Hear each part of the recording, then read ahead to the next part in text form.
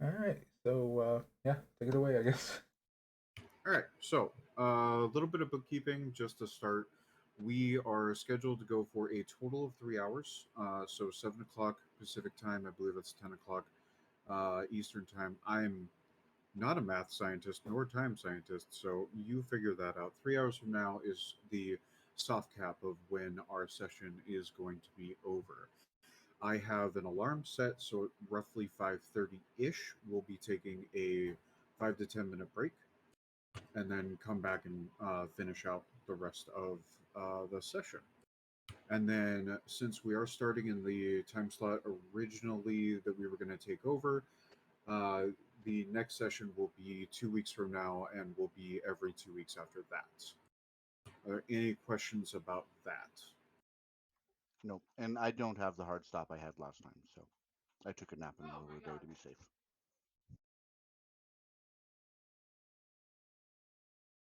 I also should have taken a nap, but I just had more coffee instead.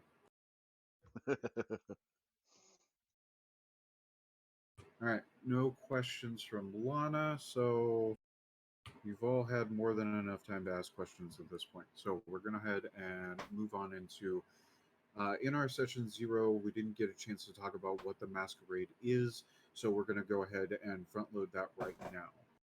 In Vampire the Masquerade, funny enough, that last little tagline actually has some meaning. The Masquerade very simply is the veil between worlds that prevents humanity and the normies out there from finding out about the darker undertones of a world that they don't realize really exists.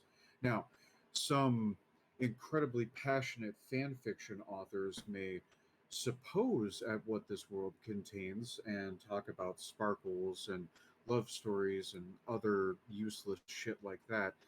uh, they're barely hitting the surface of what really goes on in the seedy underworld of actually the overworld.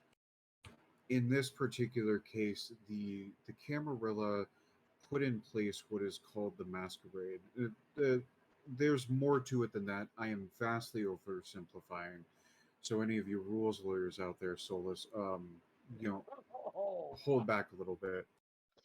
Effectively, the masquerade is in place to make sure that humans don't find out about vampires actually existing.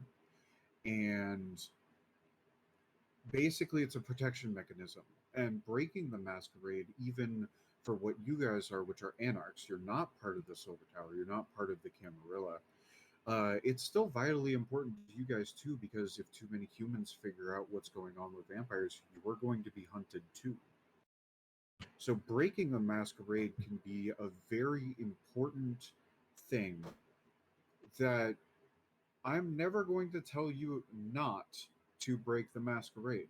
I'm going to tell you when an action might break the masquerade because it can also be done tactically. If you reveal the masquerade on certain other people, that could be devastating to them and win you some level of advantage, right? But it could also go immediately back to you because vampires, especially some of the more established vampires, when you start getting to talking about princes and the Camarilla, for example, or things that are a little bit more deadly than that, they're smarter than you, like just bar none.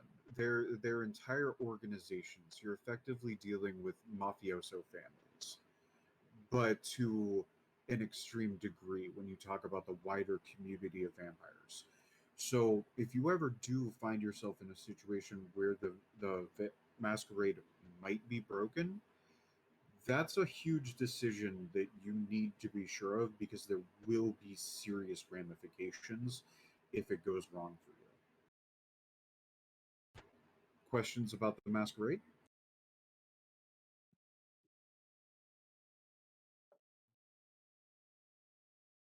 Do we get one of the Eyes Wide Shut masks for participating? No. You have to go to the store and buy your own. Sorry. Oh, There's no budget for that. I Camarilla thought doesn't maybe you like you. earned them. Well, Okay, to be fair, this is taking place in Seattle, and Capitol Hill's a real place. So, depending on who you ally yourself with, you might get them for free.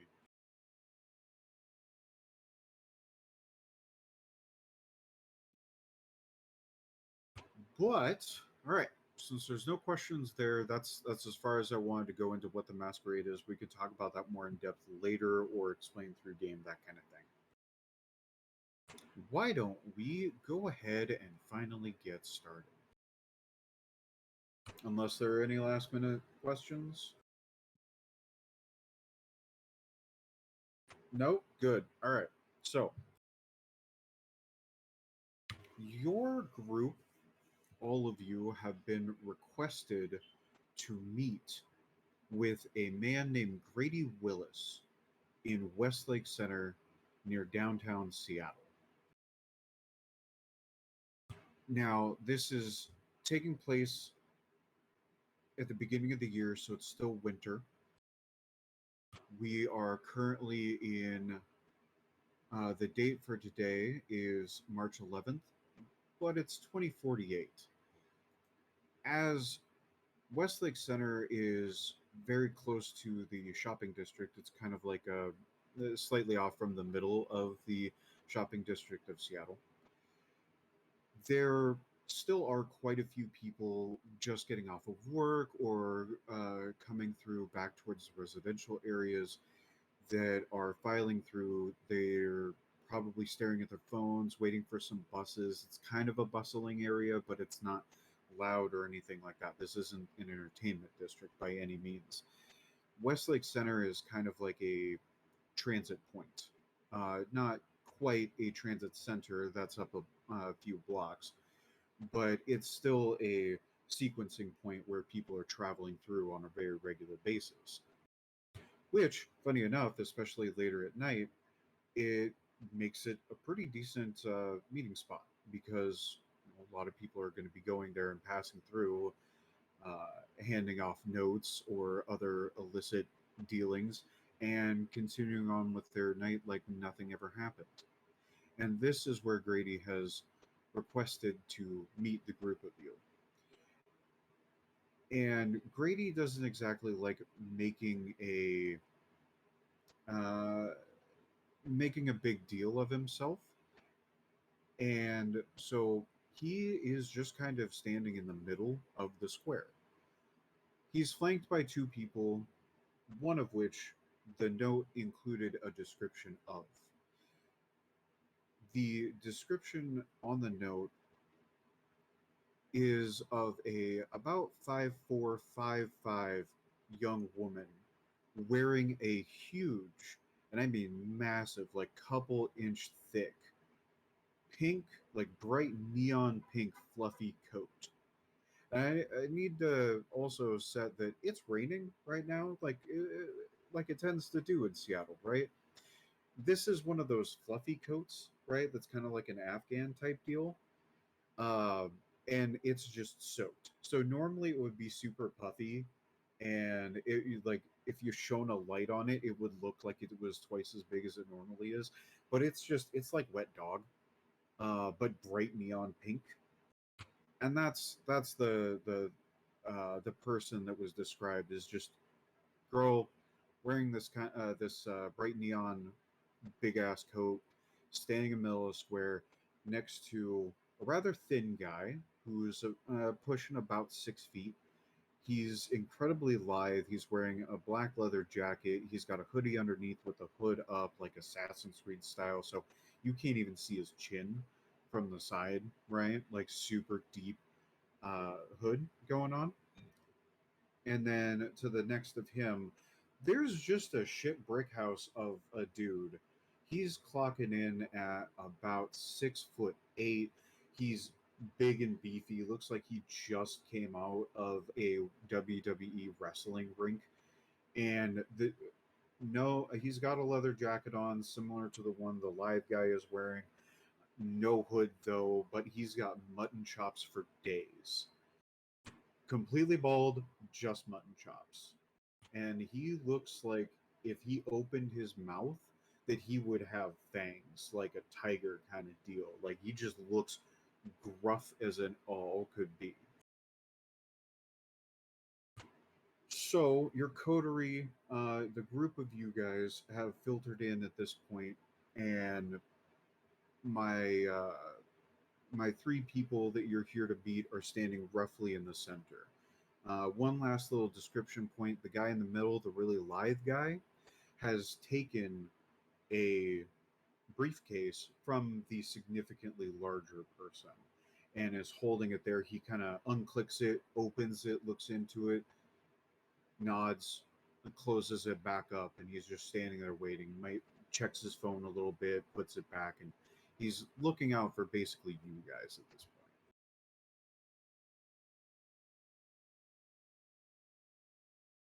point. Okay, just for clarification, uh, Mhm. are we as a group? Did we get there or individually? Because I don't think we ever clarified that exactly last time around. Individually, because each one of you got your own invitations. I do apologize. I don't think I necessarily covered that either. So yeah, each one of you have arrived a ribbon. Um, you have arrived to this location of your own accord. So if any of you wanted to arrive with another one of the other people, that's also cool. But for the point of this is each one of you got your own invitations and therefore came here of your own accord.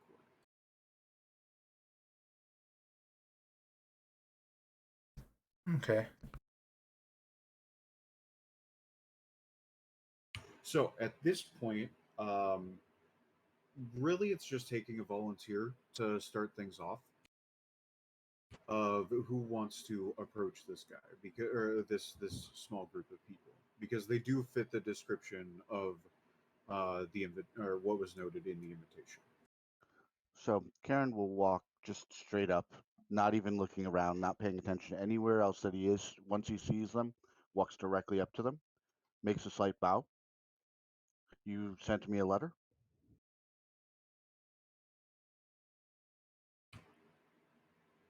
I did, but where's the rest of you? That came from the hood, the lithe guy in the middle. Came from the live guy? Okay. Lithe. Oh, live. Thank you. That I've been like, he's alive? That's really I'm, weird. He's I'm thin. I'm also not a pronunciation guy. So yes, lithe as in Lithe. Thank you. That is so helpful. Uh, others? I the letter was just addressed to me that I received. He turns and looks at the girl next to him with the pink coat. Like, so where are they? We have a job to do. She looks back up at him, shrugs, goes back to playing on her phone.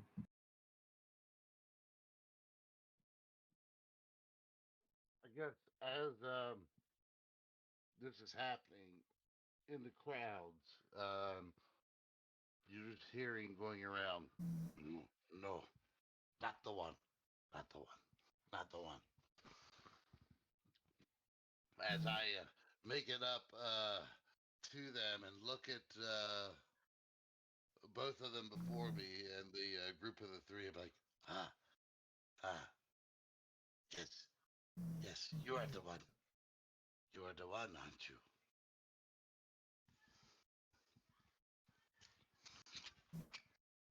The guy in the hood looks at the newcomer. Oh, okay. Well, there's two. All right. So the remainder of you that haven't wandered over just yet, you start to feel a tug in your mind. And when you turn to face the the guy in the hood, he's kind of lit up like a Christmas tree. But it's kind of like in the video games, right, where you see the bright shining light, and then the angel comes down, like that kind of over God ray type deal.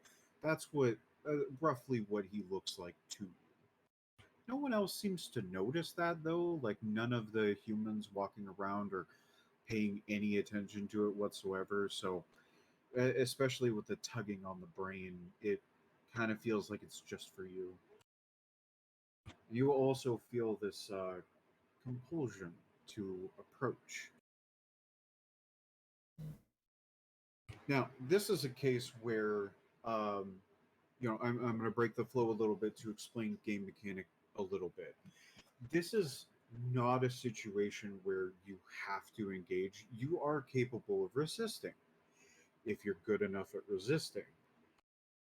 This is a situation where a vampire is using a power on you, and how you approach this situation may lead to a couple of dice rolls or some other kind of complication.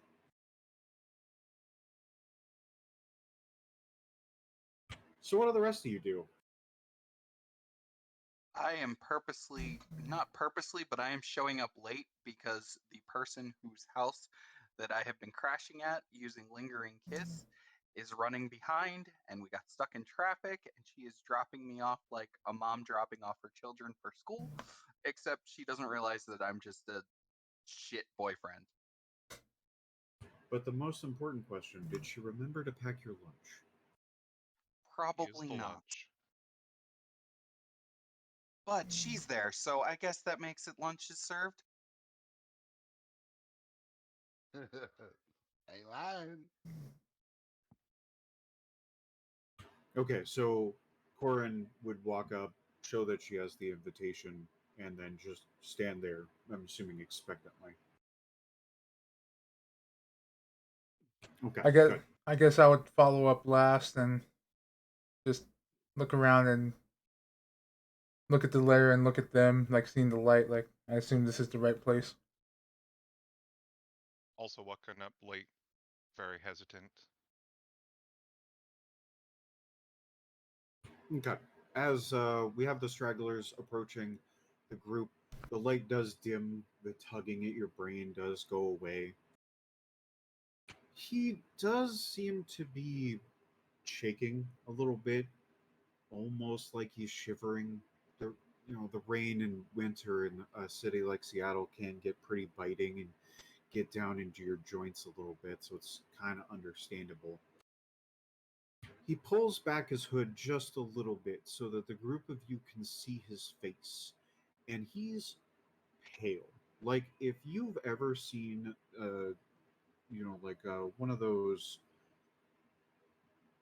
videos at this point, this vid feed of emo bands from many decades past. The fans are always painted white. They have so much makeup caked on that it doesn't even look like their skin is human anymore. That's kind of what he looks like. Very pale skin. It's blotchy.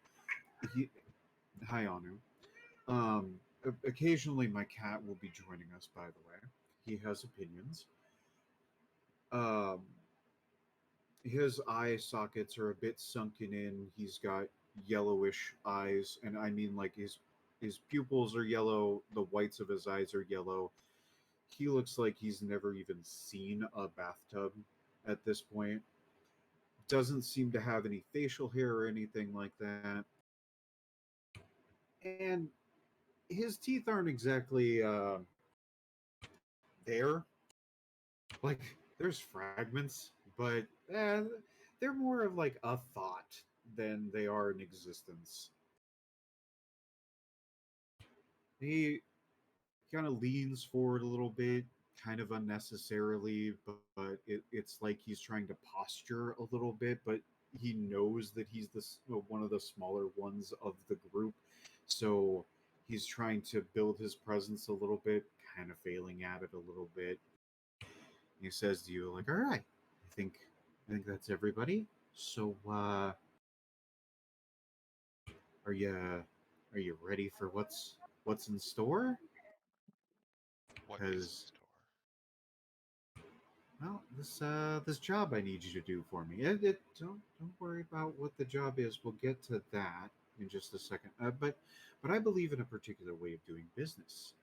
You see, I offer as I'm a local baron. If you didn't know, I understand some of you are from here, some of you are from out of town, um, but I am a local baron, right? And I need another territory to qualify for a position that just opened. Okay, and so what I'm offering you guys is a haven, right? Some place that you guys can lay low, help me out when I need it because I'm going to be doing you a favor by allocating this land to you. But basically, I'm hiring you guys to do this job for me. I'll pay you in the haven, right? And and then and then and then sorry, I'm getting a little bit ahead of myself. Um, so let's recap. I'm really excited. I apologize. I haven't, hired this many people before, and this is getting a little bit out of my frame of reference here. I give you a place to stay, right?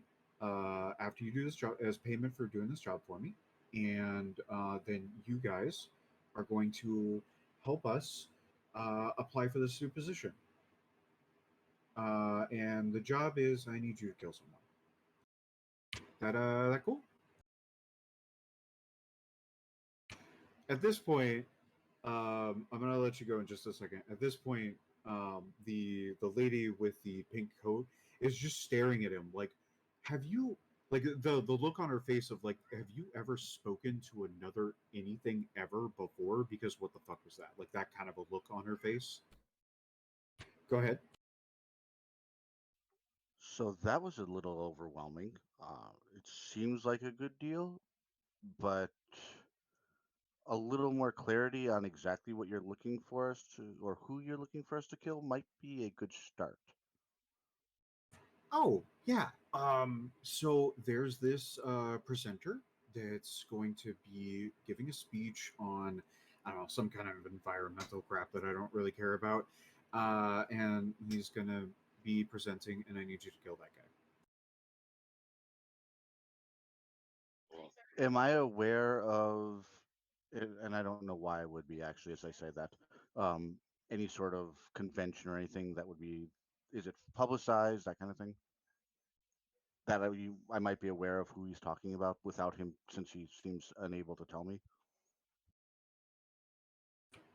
So we're going to go to the lady in the pink overcoat, or coat, sorry, not an overcoat, a coat. And she's going to step in and offer a little bit more further guidance. Like, okay, so what he's trying to say is that there is a presenter. I've got a picture of him. Just one second. And she starts like scrolling on her phone a little bit, and then holds it out to you. I will post it in just a second.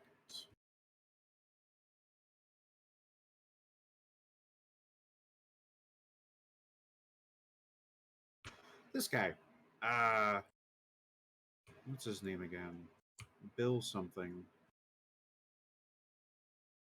Where did you post Bill it? Nye in Dawn of a Dreary Night, Chapter 1. Thank you. Oh, okay.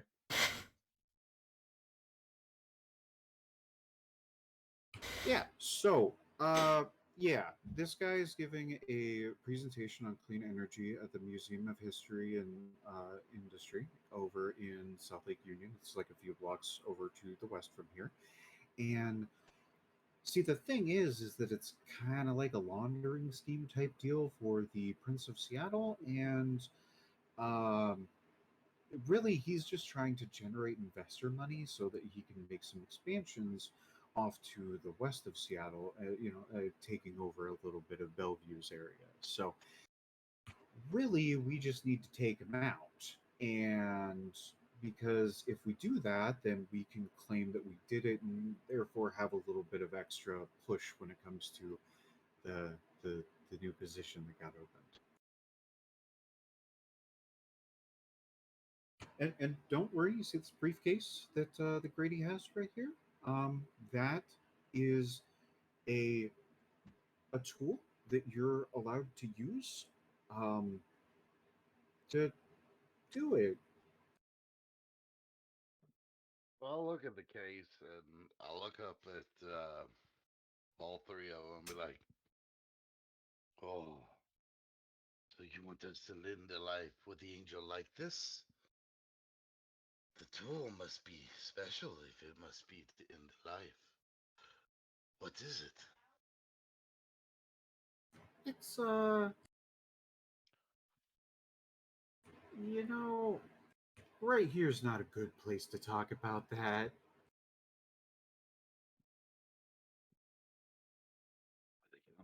We must scatter ourselves to the darkness so that we can speak the truth. I think it would be better at this point if you guys are okay with this transaction.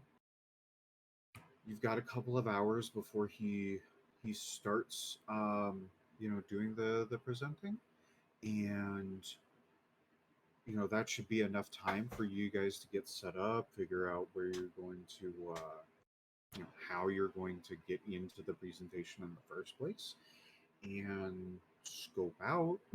We have some suggestions for you. If you've got somebody wants to give me their number, I can send you a couple of details. I'm looking around to everyone else confused when he asked about a number. I'll get I, Valerie I her number. I was about to say I take out my. I don't say anything. I just take out my phone and hand it to her. What are these numbers that we speak of? She just kind of looks at you guys like, why do I just have three phones now? And she just goes into your contacts and adds her phone number. And when she hands it back, you see that she put the contact name that she put in there is Rachel with a little emoji heart next to it. So yeah, I will. I've already texted myself through your contacts. I'll send you a little bit of the details. But are you guys sure you're okay with this? Like, it's not every day we ask somebody to just deal with a problem like this. Oh, you Excuse just me. want us to kill some old bloke? Would you keep listen? I'm really good at obfuscation in area, like here, like they just but shut the fuck up. Like really, has none of you ever gotten a job in PR? Do any of you even have a tweeter? No. And I turn and look back at Grady. Several. What is it? Reader? Is it one of them speakers? I just pull out the business card of a private security company, hand it to them. To confirm, this needs to be done with this specific tool. No. It so Grady is responding. No. This is just if you want to use it. I don't need it back or anything like that. You can keep it. So if you end up not using it, take it as a trophy or something. I don't really care. My character will start sniffing around the box. Like, let's just see. I'll take the box in my hand and like try to pull it away from him. Is there Is any it? penalty for failure? Of taking it from him. No, I mean, I'm asking. The job. Oh, okay. I understand. I understand. So, so Grady looks at you, very serious. Like, yeah, there is. You sure you want to know what the penalty is, or are you just going to succeed? Karen just looks over and's like, "We have no issue with this. I can do this." and just no concern whatsoever on his face at all about the idea of a penalty for failure. I like your gumption, old timer. Why can't you be more like him?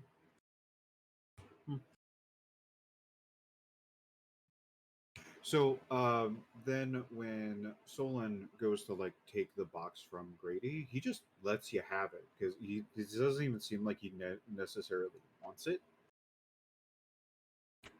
There's also, upon investigation of the briefcase, there's no lock on it. It's just two flip locks, right? Just enough to keep it closed, but nothing to keep it secure. Like my luggage. Right? Yeah.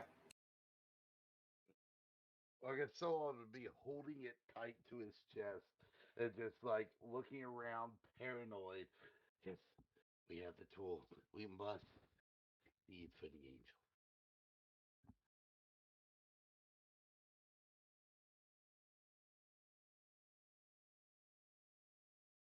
Okay. So at this point, is there anything that you want to ask Grady, Rachel, or this other shit brick house of a human being? That's not a human being at all. He's definitely a kindred. So they're providing us details via phone. Right. Is there anything around that can be kind of used as a table? As a tape? What kind of tape? Table. Oh, a table. So in Westlake Center, there are several restaurants that kind of rim the outskirts, and they do have outdoor tables. Because But everything I need to point out, everything in this area is extremely public. like, I kind of want to stare at the big guy and just slam down my arm at a table, like, challenge him to arm wrestling. I want to test his strength.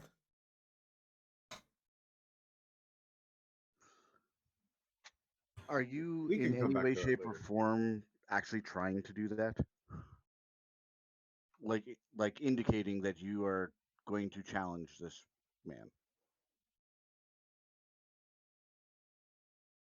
Gary. I am challenging this man. Like, I'm staring at him just like with my arm at a table, just like that's all I'm doing. I'm not physically talking to him. I'm just staring at him. Like, I want this contest. If he responds, I don't know. And for clarity, I don't know you at all. So Yeah. I proceed to just ignore the entire machismo garbage and ask, where is this flop house that you'll be giving us? Is it nearby? Is it something we can use now for planning? Oh, it's the museum itself. Once you take this guy out, we'll get it all cleared out, cleaned up for you, and then that's yours. Because the territory that it's in will be mine.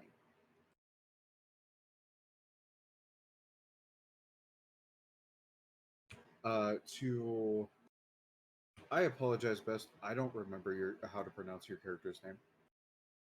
Let's go with Cammy. Okay, Cammy. That's easy because I'm probably going to be playing her in Street Fighter 6. So, to Cammy, he's going to respond because debts are owed. We can have a more in-depth conversation about that later, but right now the answer is that debts are owed. And then to Corin, who also asked in the chat, um, you do sort of have to figure out how to get into the event. So we can go ahead and cover the details of that Rachel would be sending you guys. Basically, there are three modes of entry that she suggests as being viable targets. There might be others depending on how you go about investigating the museum, but there is the main entrance, right? Which you'd need a ticket at that point. For anybody who's going through the main entrance, you will not be allowed in under normal circumstances without some kind of either being on the list or having a ticket to the event. And there is a ticket booth there, so you can purchase a ticket at the main entrance. So if that's the avenue that you want to go through to get inside, that's an option. The other option would be through one of the security gates along the perimeter of the building.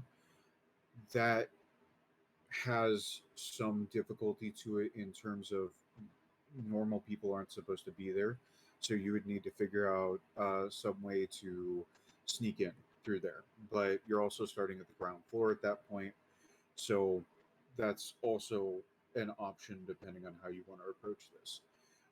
The other major way of being able to get in is around back.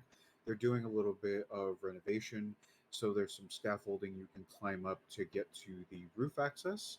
And the door that leads into the rest of the building from the roof may or may not be locked. I have a feeling that's not going to be necessarily that big of an issue for you guys. But again, much like the security entrance, that's a place where normal people are not supposed to be. So there's going to be some element of um, difficulty going in that way as well. Each one has roughly their own challenges, but and of course the nuclear option is that you just break a window and jump in, and going guns blazing, which I don't suggest, but you can do it. Out of character, I'll say I can use unseen passage to get in and be completely hidden. I don't Right. think we figured out right the sec. I think we're still like figure out how we're doing it. I think we're still figuring out Yeah. what we're doing at this meeting. So Grady then offers, well, I'll take you over there and help you guys scope out the location because we still have a Chex's incredibly old watch, by the way. Like, this thing's probably, like, even at a glance, you can tell it's an antique because it, like, stutters every time it moves across the clock face. It, like, jitters back a little bit and then keeps going. Even the ticking seems to lag just a little bit. And he looks at it and he's like, "We've got about 2 hours to figure this all out. We'll definitely help you out with that. But when it comes to actually pulling off the plan, I'm going to have to leave it to you guys. So if you would like to join me over there, we can be on our way and talk a little bit more along the way." That seems like a good idea. Why don't we make our way? I kind of look over at, you know, the crazy guy and the arms and just kind of glance around at everybody else that's here. Oh, we done having a rabbit. Rachel just kind of like slow turn looks at you. Cole. She doesn't say anything. She just looks at you and then starts walking. Yes. Let's go closer to the goal. The goal will appease the angel, and then we get to use the tool.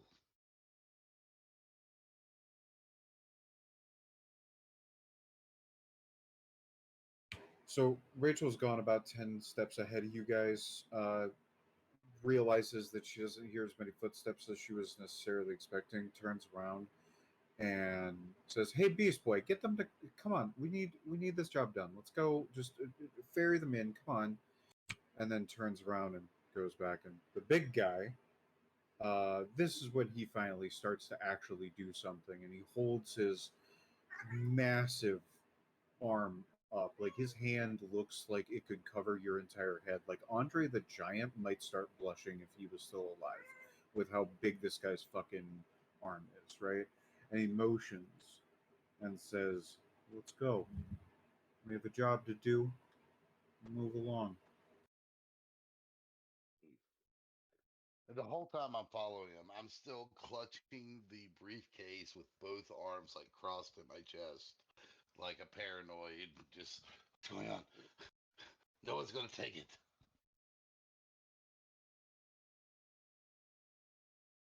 So, as you guys are moving along, Grady goes on to describe what the museum is like.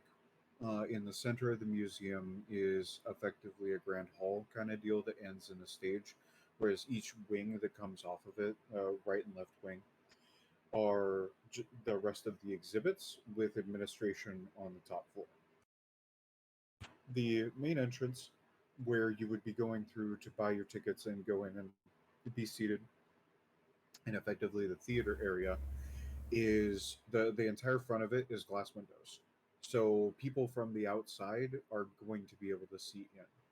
There are also seating on some of the upper floors that are closest to that area, but those are typically reserved for higher profile individuals. So people like the mayor, other sorts of high ranking positions like the chief of police, the chief of the fire department, that sort of thing, right?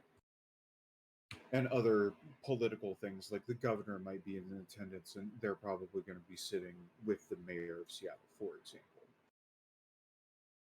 The rest of its exhibits, and on a night like this, because usually the museum closes at around 5 p.m., which is well before you've woken up, um, the rest of the exhibits pretty much just have the occasional patrol of the general security guards, but are otherwise uninhabited. Most of the focus is just on the presentation area. Uh, at this point, it's probably about 10 o'clock. You've got about an hour left because the walk from Westlake over uh, definitely takes about that long because Seattle is ridiculous. But yeah, so it's about 10 o'clock. You got about an hour to prepare, and you have Brady there. He dismisses the big guy that Rachel referred to as Beast Boy, and Rachel, he dismisses them. They've wandered off a bit. But the two of you, Cammy and Guri, what was your character's name again? Williams, I believe. John Williams. That's right. Okay, so John and Cammy do have contact with Rachel as well. So, is there any specifics? He does take you over to like an alley as he's like pointing all this stuff out. So you are in a more secluded area now. There are still people you can relatively close by that are walking along the street, but you're deep enough in the alley that you can talk at a reasonable volume and not be immediately overheard. Well, I look at everyone as we're sitting back there, like, oh, is is this where the deed must be done? If this is where the deed must be done, I could slip in. Slip in silent. Silent is so long. Boy, why don't you open that box first? Let's take a look and see what we got here. I'll hesitantly hold out the briefcase. I'll go ahead and flick open the two latches and open it just slowly and like to halfway so we can see in without making it super obvious. Okay. What do we got here? What is contained is a weapon. I know, descriptive, right? It is a deconstructed, so you will have to put this back together to be able to use it. Barrett 50 caliber. That's a really Damn. big sniper rifle. Yeah, Boy, I'm about to say, God damn, man, in a briefcase? Shit. yeah. It's a big ass briefcase. Not to mention, you called it a Beretta before, Listen, and we're giving me shit about it, and I was just like, listen. and I was just Shut your face. like you do know they named him after their sniper rifle, but I did know that, and I claim that I'm dumb. uh, but anyway, Anyway, it is a Barrett. You were right, Guri. I just had to bust your chops because you busted mine. All right, I mean, you and I, Rim. I appreciate it. Anyway, two main points. However, there's no attachments. It's just a stock thing, like not even the scope that you would normally get, like with purchasing if you were capable of purchasing this in the first place, which you would need to be military for that. But um, like it's just the bare bones sniper rifle itself, and there is only one bullet. Is Grady still with us? Grady is there with you, yes. So I'll look at him. So is the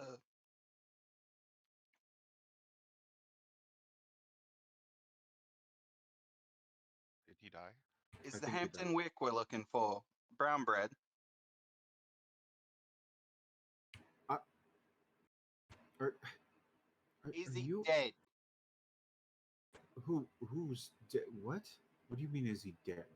Oh, Why would I ask you to kill him if he was already dead? I think he's asking if he's one of us. Oh, I see the accent. I couldn't. I don't. Or whatever. Maybe his I face. am I don't from get the it. o- I am from the old country, and I don't even understand that boy. He, I don't know. Uh, as far as I know. bunch of bags of fruit. Okay. First off, we don't. No, that's not okay. Like this. Come on, man. It's 2048. Get with the times. It's suits.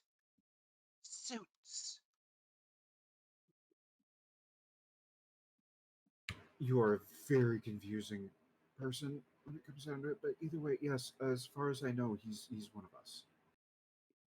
He is a kindred.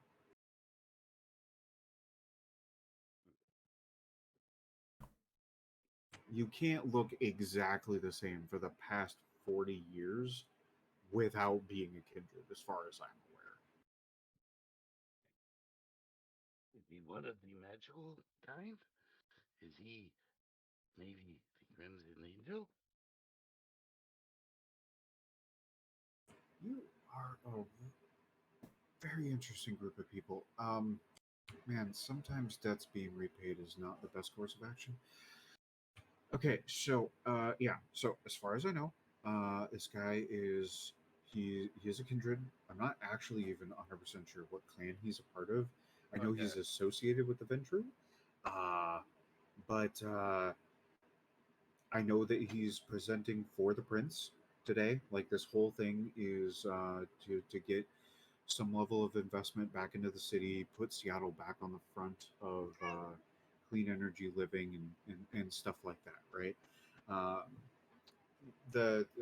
Bill has a house over on Mercer Island, and it's been in a whole bunch of like what are those things, magazines, yeah, the things that the people read or whatever.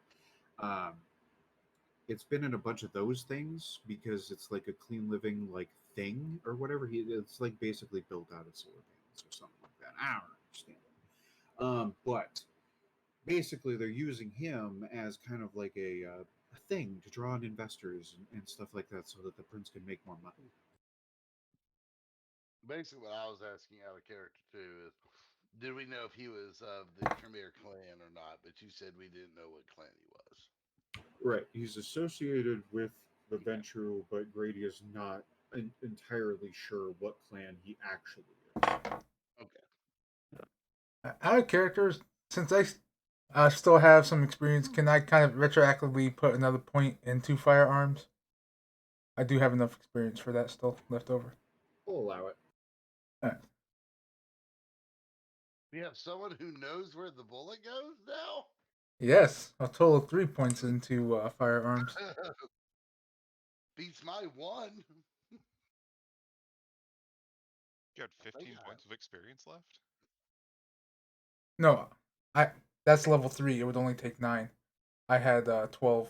Oh, got it. I forgot that those take less than disciplines. Yeah. So now I have 3 left, I believe. Yeah. 3 plus Laura's 9. gonna 12. look around at everyone. Be like, the evil London must die, and tonight we must be the Reapers. So, how do we want to do it? Quick, fast, in a hurry? Lots of blood? Or no He's blood? already brown bread. That ain't gonna off him.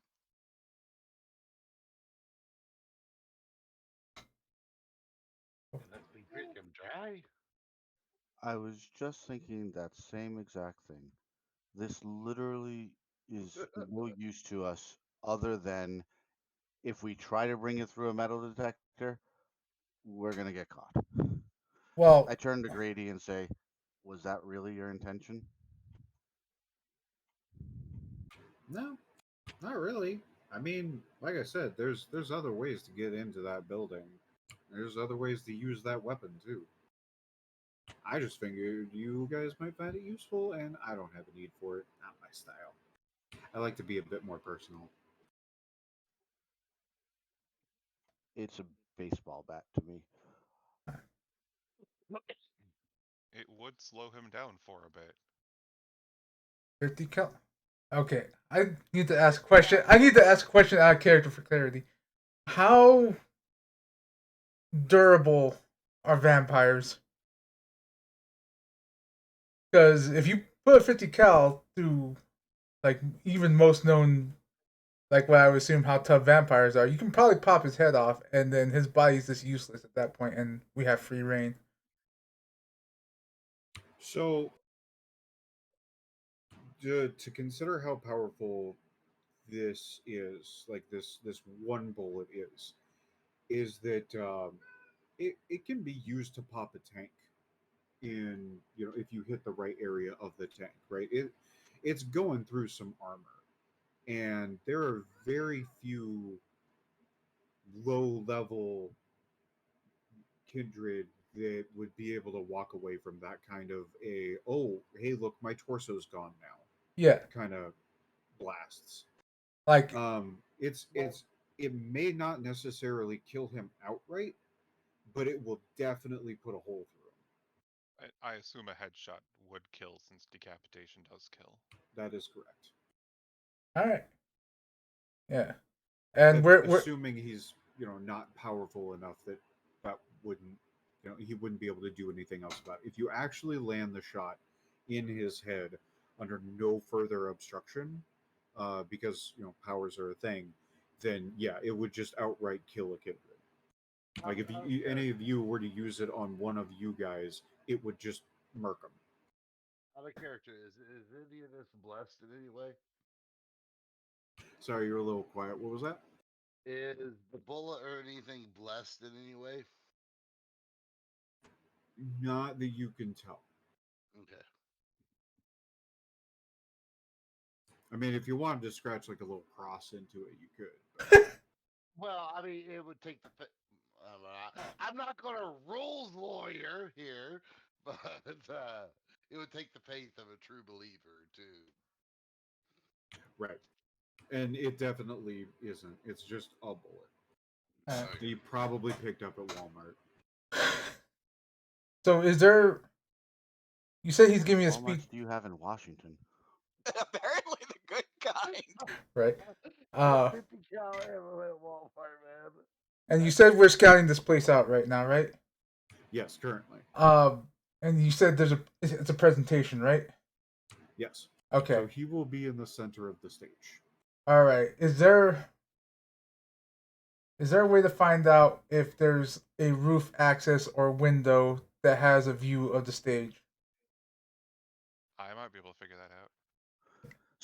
So So, real we quick to don't answer need that to. question, the just for clarification, there is a way to get up to the roof. You have to go around back up the scaffolding, and for Cammy's character specifically, yes, you would be able to because it is a public access building. Therefore, the blueprints are available online, free of access. You don't have to do any special hacking. Yeah, I Uh, more meant I just send my crow to look. fair enough too. Anyway, Sorry about that. Go ahead. Is there some reason why we feel like we have to make a spectacle of this? Like, do I need do it seems to me that the goal is to have him gone, not to show the world he is gone. Have I missed somewhere that we need to make this happen on stage? No. I We believe have so Oh, I'm because asking that literally in character. Okay, so Grady will respond to that like, no, you can do it however you want. I'm just giving you guys this as another possible avenue to do it. I really do just need him to not leave the grounds of this museum alive or Seems unalive. to me we just stake out the back door and take him out then. There's a lot of us and one of him. He probably does also have like a couple of people with him, like some guards or whatever, like a small security detail. I don't know how many people he has under his or on protection duty right now, but I would imagine at least two or three. in character, so I would look at you and be like, no, no, no, don't make no scene. Scenes are bad. We go in sneaky. We can get in there. Doesn't have to be on stage. No stage. Stage is bad. And out of character, what I'm trying to get across is that I believe that a stealthy get in, don't deal with him on stage approach is the best. We could sneak in or infiltrate and get him backstage, and he's found dead while we skitter away in the darkness. My thought to this is based on Crazy Boy over there is let's buy some tickets, walk in. I find that if you act like you own the place, people tend to ignore you a little bit. Walk out back, find him, finish him, walk out.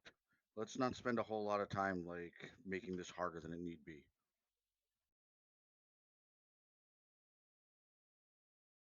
Well, as long as we are able to please the angel, the night shall be wonderful.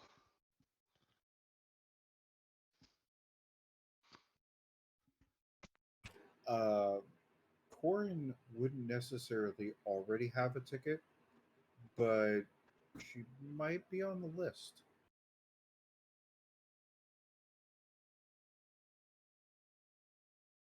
Sorry, where are we seeing Lana's comments? The So chat for text for the voice channel.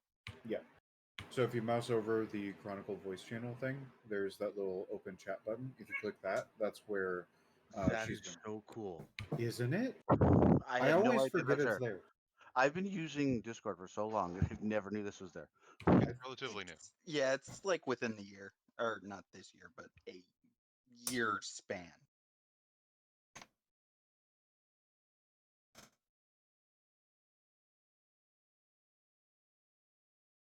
Okay, so while she's AFK, Grady says that, well, I mean, like I said, you don't have to use it. You can keep it as a token of good faith if you want it. Like I said, I don't have a need for it.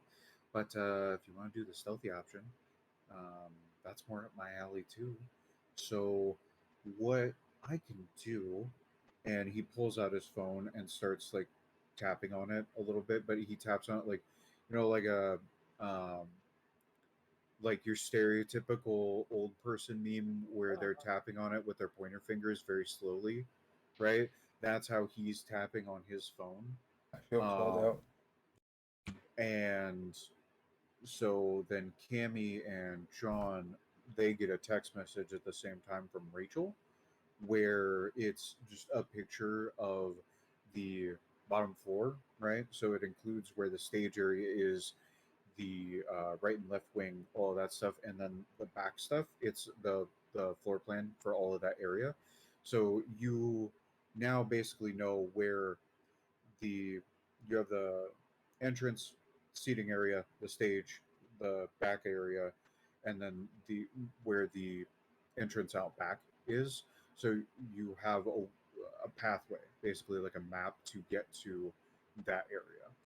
I don't have an image of it to post up in the Roll20 thing right now, Oh, that's mostly cool. because I kind of destroyed that file on accident. But we'll just assume that you guys know where you're going at this point. If someone was to like just like meander around like a crazy homeless person around the entrance, would he notice any metal detectors? There are in the front entrance. Okay. So if everyone is, I'm going to come back to the group. We'll say that I went ahead and did that. I was just, walking around like some homeless person, and I come back to the group. Oh, they have shiny detectors. The shiny's no good. I take shiny in back. You go in front. Okay, so Solon is going to go around back, probably post up back there. Who all wants to do, since we're moving in that direction, who wants to go into which area? I will buy a ticket and walk in. I take it we're gonna meet up inside if he's taking the shiny in with us or with him. Yeah, So I'm taking it around back, and I'm gonna try to odd whatever it's called. I can't pronounce it right now. Obfuscate. Yeah. okay, so we've got Solon's going to go around back. He's not going to go inside whatsoever. Just go around back. And then Lana, yes, you could do that. Chris, what's your character's name again? I'm going to ask this a lot. I apologize. Kian. Kien? Is that how it's pronounced? Kian. Key like the letter, like the thing you use at the door, and then Ann like the woman's name. Okay, Key Ann. All right. But slightly faster than that, so it don't sound like such a doofus. Yeah. All right, so Kian is going to go in front, buy a ticket, go in front. Lana's going to go up, see if she's on the list, and enter that way as well. Solon is going to go around back. John, what are you doing? I am going through the front, trying to keep an eye on the two that are also with us. Okay. Let's see. Cole and Cammy, are you guys going to be front door or back door? I want to go front door, but I was trying to find fame, and I'm having a hell of a time trying to find it in the book. What for? What are you trying to use it for? Basically, just to see if it would allow me to get in, maybe without having to purchase the ticket, since I am not exactly carrying a whole lot of cash. All right. Let's see. Go ahead and let's see here. I actually don't even know how much cash I'm carrying. All right, there it is. I have a fame of 4. Okay, so roll that with your charisma and the roll 20 for me as d10s. That's how Charisma? many yeah. Oh, hey, I thought it was called something different in this game. Now, social attributes are charisma, manipulation, and composure. Okay. So, however many points of charisma you have, and then your 4 points of your fame you have, that's how many d10s you're going to roll. Lana, you don't need to worry about it. You're on the list. You're fine. I'm going in the back with Solon. Okay.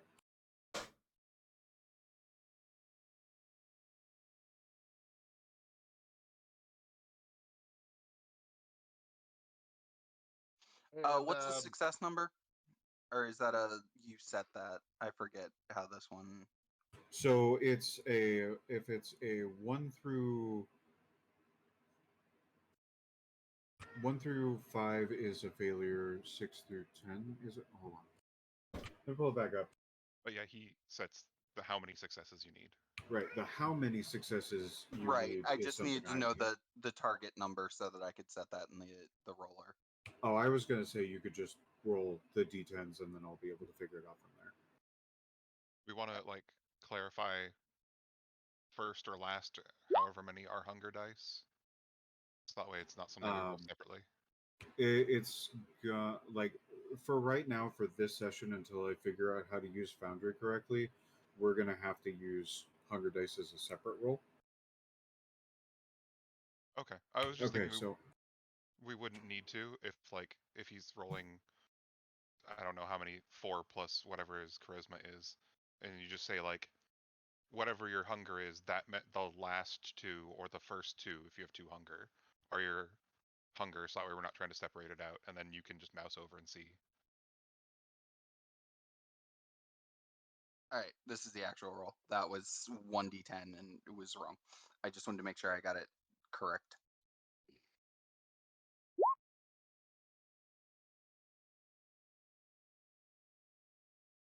Damn. okay. It actually counted it wrong. You have 4 successes there. Yeah, it did. Which is why I was like, just roll the die. But because that was something that me and Bess were going through a couple of weeks ago, is that setting it up like that actually doesn't work correctly. It's fine. I just wanted to make sure that it separated them out correctly, and I know if you do target number, it does separate them correctly. So Oh, you mean giving the bar of like to show what each number that yes, got rolled? Yeah, okay, that's fine. That's fine. that was Okay. all my goal, was to get it to give us the yeah, whatever, you get it. Right. Okay, so yeah, it's 1 to 5 is a failure, and 6 to 10 is a success. 10 is a critical, but you need 2 criticals to get it to actually count as the critical portion. But that wasn't a thing you rolled anyway. So, all right, you have 4 total successes, right? One, Yeah. 2, 3, 4. Yeah, 4 of them. All right. So, turns out that Ticketmaster is a fan of your old band, and she's like, she just kind of like is trying to make some uh, small talk with you, and is like getting a little bit closer, like leaning a little bit closer as she's talking to you, and she kind of like slips it underneath like her hand over towards you, and uh, like slides her hand up to put it onto your forearm or whatever, and continues to slide the ticket into your hand, and then pulls back very slowly. And she says, "Oh, don't let me keep you. Go in, go in. It's going to be an interesting presentation tonight, but I'm going to make you do another roll." So let's see here. I want you to roll your intelligence with.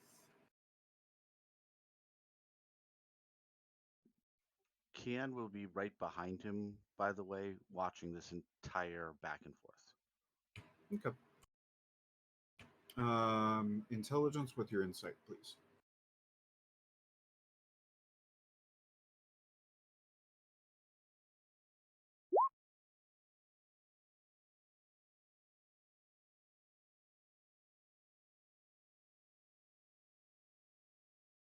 Huh, weird. It counts your. I, I want to know why it counts either the 2 or the It's 1 as a counting the success. lower numbers as Yeah, because successes. he's still using the less than rather He's than doing greater it than. backwards. His thing's Oh, backwards. now I see why. Yeah, I had the wrong one. Thank you.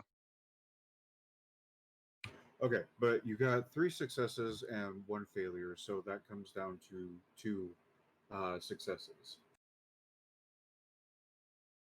While she's smiling at you, some of her teeth feel a little familiar, like too familiar. Specifically, her canines. They're a bit sharp. She has a good dentist.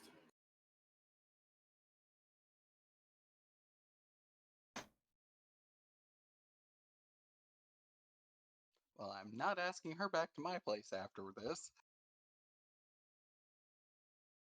So, Kian, were you also paying like very close attention to her as well, or just the transaction?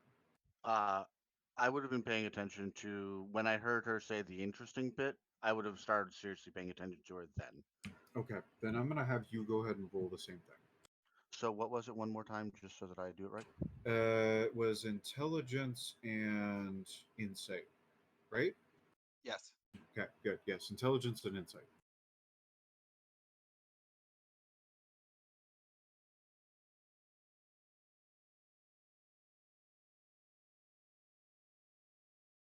Okay, so two successes and one failure, so one success.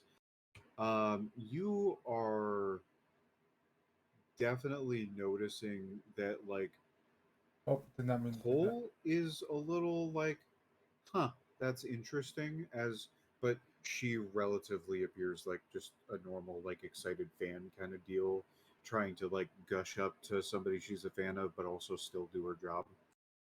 But she seems way more intimately interested. So kind of like a groupie type deal. Got it. Okay. And then for Corin, you walk up. The guy asks you for the ticket. You give them your name, and he looks at his clipboard and says, "Get in there." He doesn't really pay you any more attention. And then let's see, John was also going in, right? Yeah. The front. Okay, so how are you going to go about doing this? I'm just gonna pay. All right, fair enough. They hand you a ticket and usher you inside. So is this Gen Ad or is it something like the science type thing? Sorry. What? Is this Sorry, what was that? is this Gen Ad or is it like a science seating type thing? It's sit wherever you want. There's no assigned seating. The ticket is purely for admission, so Got it. you're allowed to be inside the approved area. And there is some things like some concessions and stuff like that that you can go interact with. There's a merch store, for souvenirs and things like that that you have access to. The security, however, does seem to be relatively light. Later than you would expect, given the information that you got from Grady about this being a somewhat important target, and especially if any of you do actually know who Bill Nye the Science Guy is, um, it does seem like it's a little bit weak in the security department. Um, be- I assume that with me having a skills in academic research, I would have at least recognized the name. Yeah, like honestly, all of you have probably at least heard of Bill Nye the Science Guy. How familiar you are with him is another matter, but it's definitely because he was a household name for a very long time. It's definitely something that, like, if somebody pointed him out, you'd be like, "Oh yeah, okay, I know who that is. All right, whatever." He's that kids TV science guy. Yeah. Bill Nye, the science guy. Lana, I am getting you a name, by the way.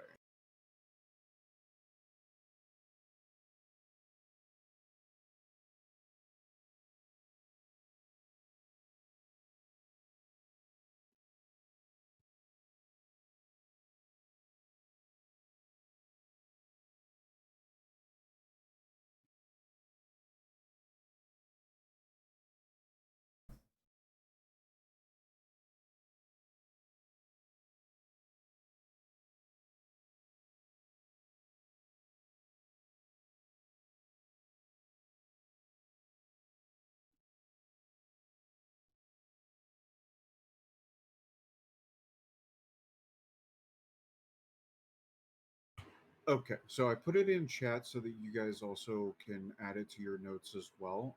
That way I don't have to spell it for you. But because I'm terrible at reading out spellings. But La Rosa, the Baron of Capitol Hill, is on the second floor. She is another one of the barons of Seattle.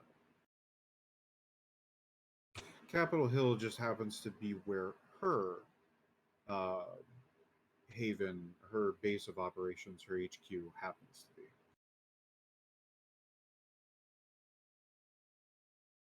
And anybody that is a kindred and have been in Seattle for a reasonable amount of time, would probably have at least seen her face before because she's on billboards all across the city. She's one of the moguls of entertainment. Okay.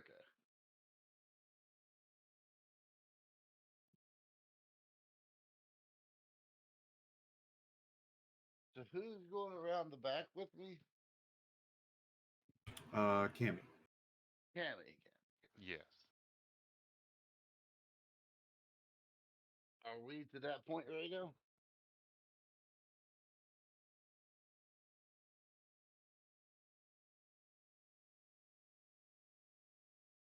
Asking you. Me or Cammy? You, our Oh, storyteller. yes. Sorry, I was typing back to Lana. Lana's character Corin would be allowed to sit in relatively the same area as La Rosa. However, she has her coterie and her fleet of ghouls with her as well, so you wouldn't be able to get too terribly close to her. But for Cammy and Solon, by this point in time, about 20 minutes ish has passed. So, since you guys have started to file back in, we're getting close to the presentation. At this point, definitely you guys have already made it around back. The building is rather large, but there are clear pathways around it. And as I was saying before, just like inside, outside, the security detail is surprisingly light. Like, it's at this point for like the people inside, La Rosa has more security detail than the building has security detail.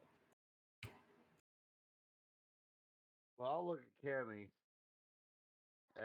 We're sitting there probably looking at the back entrance right now, I would assume, right? Right. Okay, I'll look at Cammy and be like, oh, you, you are not one of the silent. I am one of the silent. You, you go. I sneak in with Shiny, and we make the bad man go. Do you understand what Solon is saying? I'm gonna use my unseen passage to turn invisible. Well, that's what I was gonna do too. So Exactly. Part of why I went with you. So as he suddenly just like poof and just like disappears, like oh oh oh, you see the angel's ways. As I fucking use unseen passage as well, just poof, sitting there while I'm still clutching the briefcase with both hands. It'd be like, That's a what? rouse check for Yeah. both of us. If we're unseen right now, as long as it's above a whisper, anything is we can still is anything above a whisper. That's correct. I thought it was if we plan on moving. I mean, that makes it the unseen passage one, and that requires the rouse. Did I misread that? You can move with unseen passage. Yes. I thought that that one required the rouse. Well, we haven't actually gotten to anybody yet. We're still, I would say, away from anyone, and we just poof, unless anyone was directly observing us. For right now, I'm not too terribly worried about a rouse check. Cool. So go ahead and proceed. We must keep it quiet. We go, we take the shiny, we find the others. We make the bad man go poof. Agree? Sure.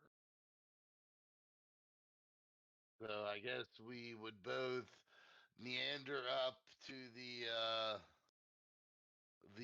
back entrance. Is it guarded? Is it locked? What are we doing with? Right. So, the are you actually going through the entrance, or are you going up the scaffolding? Just for Uh, clarification on my side. Cammy, were you the one that that had the extra points in the firearm? Have a point. A point. We both got a point. I'm the Okay. one with the points in firearm.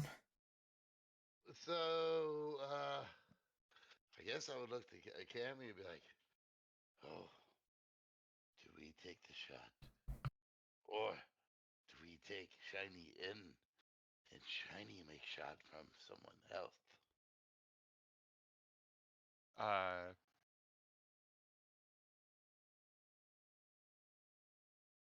I'd say we should take the scaffolding regardless.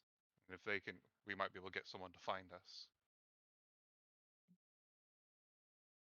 Well, Solon thinks that's a wonderful idea. Yes, yes, yes. You see the ways of the angel. We will go up high. Okay. So, two things. One, you are correct about the rouse check. To use unseen passage, you do need to do one rouse check. As long as nobody is looking at you, it just works automatically, but you still need to make the check. However, because I found out about this afterwards, this one I'm not going to make you guys do a rouse check, but going forward, I will. Now, for the scaffolding, the second thing, the scaffolding allows you access to the roof, but it also allows you access to each one of the floors from the outside as well. So you would be able to go into level 2, level 3, and then the roof. So you're already on the base level, like the ground level as it is right now. There are no guards out here that you can readily see, but you don't know if they're just on patrol right now and they're just not at their station for the point in time. And there could be guards up on the roof as well. And with the unseen passage, that doesn't dampen the amount of sound that you make. It just means that you're much harder to detect. You're basically invisible unless somebody is using sense the unseen. But if you make noise, you still make noise. Also, Anu is very talkative. Um, so I apologize for that if that is bothering anybody. But so, how far up the scaffolding do you want to go? Do you want to go all the way to the roof, or do you want to go to like the next floor or the third floor? Well, that was the first time we heard her whenever you said something about her. That was the first time I've heard a meow out of her forever. Um, I guess I would look at Cabby, and Solon is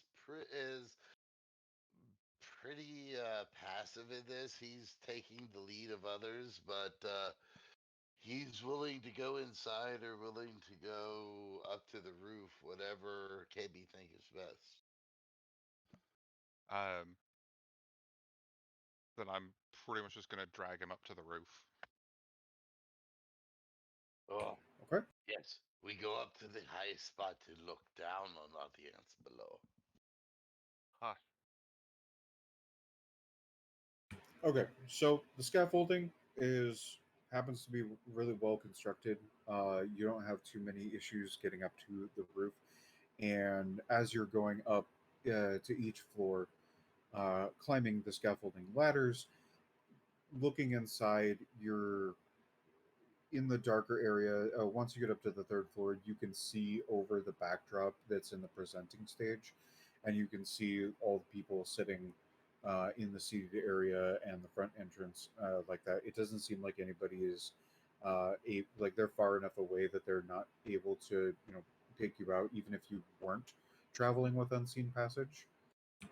When you do get up to the actual roof itself, though, there is one guard that is up there, and he's patrolling the front of it, just along the front entrance, like right above that, from right to left. He's not specifically looking back. Like even when he turns so that he'd be looking out the front entrance and then walking over to one side and then turns to look out the front entrance. He never looks back. On that note, however, though, it's getting to be about 5:30, so we can go ahead and take a quick break here. Are you guys cool with 5 or 10 minutes? 5's fine with me. I'm good either way. If I can also, just before we go, talking to Cammy, I can cloud memory on this guy if needed. All right, keep that in But- mind. Okay. All right, so we'll go with 5 then? 5's fine for me. Sure. Okay, so at 32 then. Cool. Alright, let me mute you guys in case you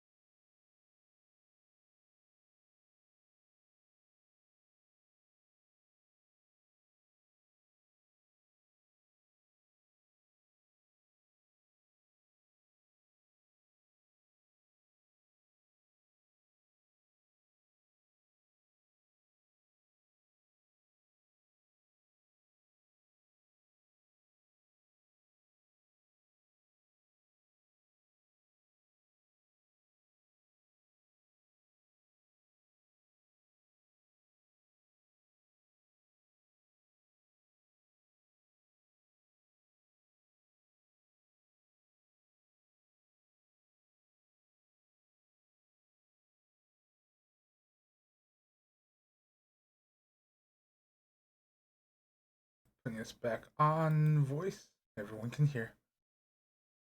Good. Okay, so we're gonna go back a little bit to for a little bit to Kimmy and Solon. You're now on the roof. You have just gotten to the roof. You're not actually on it yet. You're still on the scaffolding part. And I've identified that the guard is patrolling the front portion of the building. And that's just what you can immediately see of people being up here. There is, in addition to that, the terrain of the area. There are skylight, sky window, whatever things, right? So you can see directly down from the roof into the main presentation area and into the two wings, the left and right wing of the museum, from up here as well. So you were saying that there's one guard up here that we can see. Correct. What do I need to roll to approach him for eye contact undetected? Like a god. Let's see. All I have to do is make eye contact him as a surprise or unaware. Right. And then I'm going to cloud memory and tell him to go to sleep.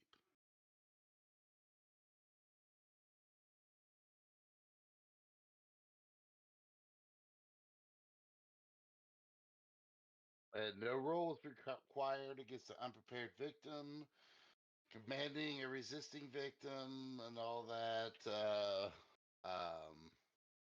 I can make a single command in a single turn. The storyteller decides whether to interpret ambiguous or unfavorable way. Alternatively, the command simply confuses the victim and fails.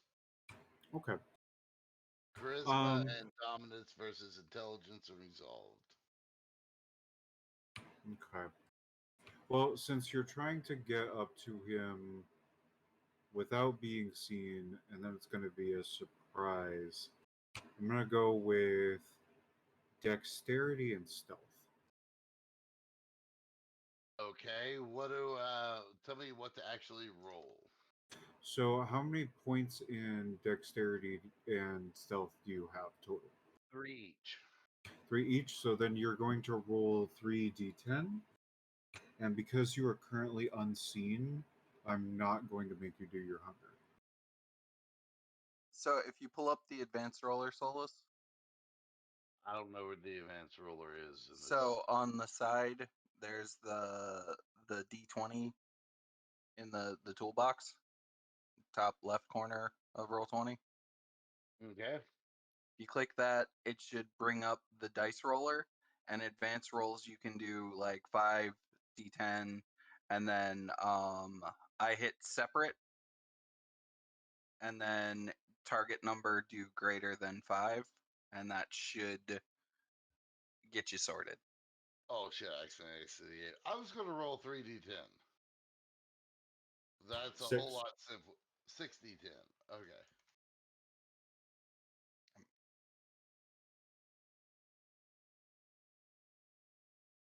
2, 1, 10, 4, 5, 5. So I think that's 3, or is that only one success? That is only one success. And one failure. So no successes. So Well, so your one success is a critical, and your failure is also a critical fail. So that extra cancels them out. So no successes. Basically, it's a no successes type of thing. However, because you are currently unseen, it's more that it's going to be surprising on his aspect. So it's like you have startled him, which is also going to kind of put him on the back foot in this situation. So, what was your ability do? I command them a single turn. I can make them do a command no longer than a short sentence to be obeyed to the letter. And my thing would be go home and sleep. Okay, so he's going to stare blankly at you like, I'm not tired, but I hate this job. Fuck it. And he makes his way over to the scaffolding ladders and begins to leave. I'll look at Cammy and be like, oh, could have, I could have really gone bad. It But very the well could angel have. watcher, but the angel is watching over us. So let's go. Where do we take the shiny? Cammy, tell me where the shiny must go. Uh, look for a skylight where we can get a good spot of the stage. There's one really big one right in the middle, and then two smaller ones just off to the sides of them, on both sides. There's one smaller one, and you have a perfect view of the entire main entrance, the seating area, and the stage, like completely unobstructed.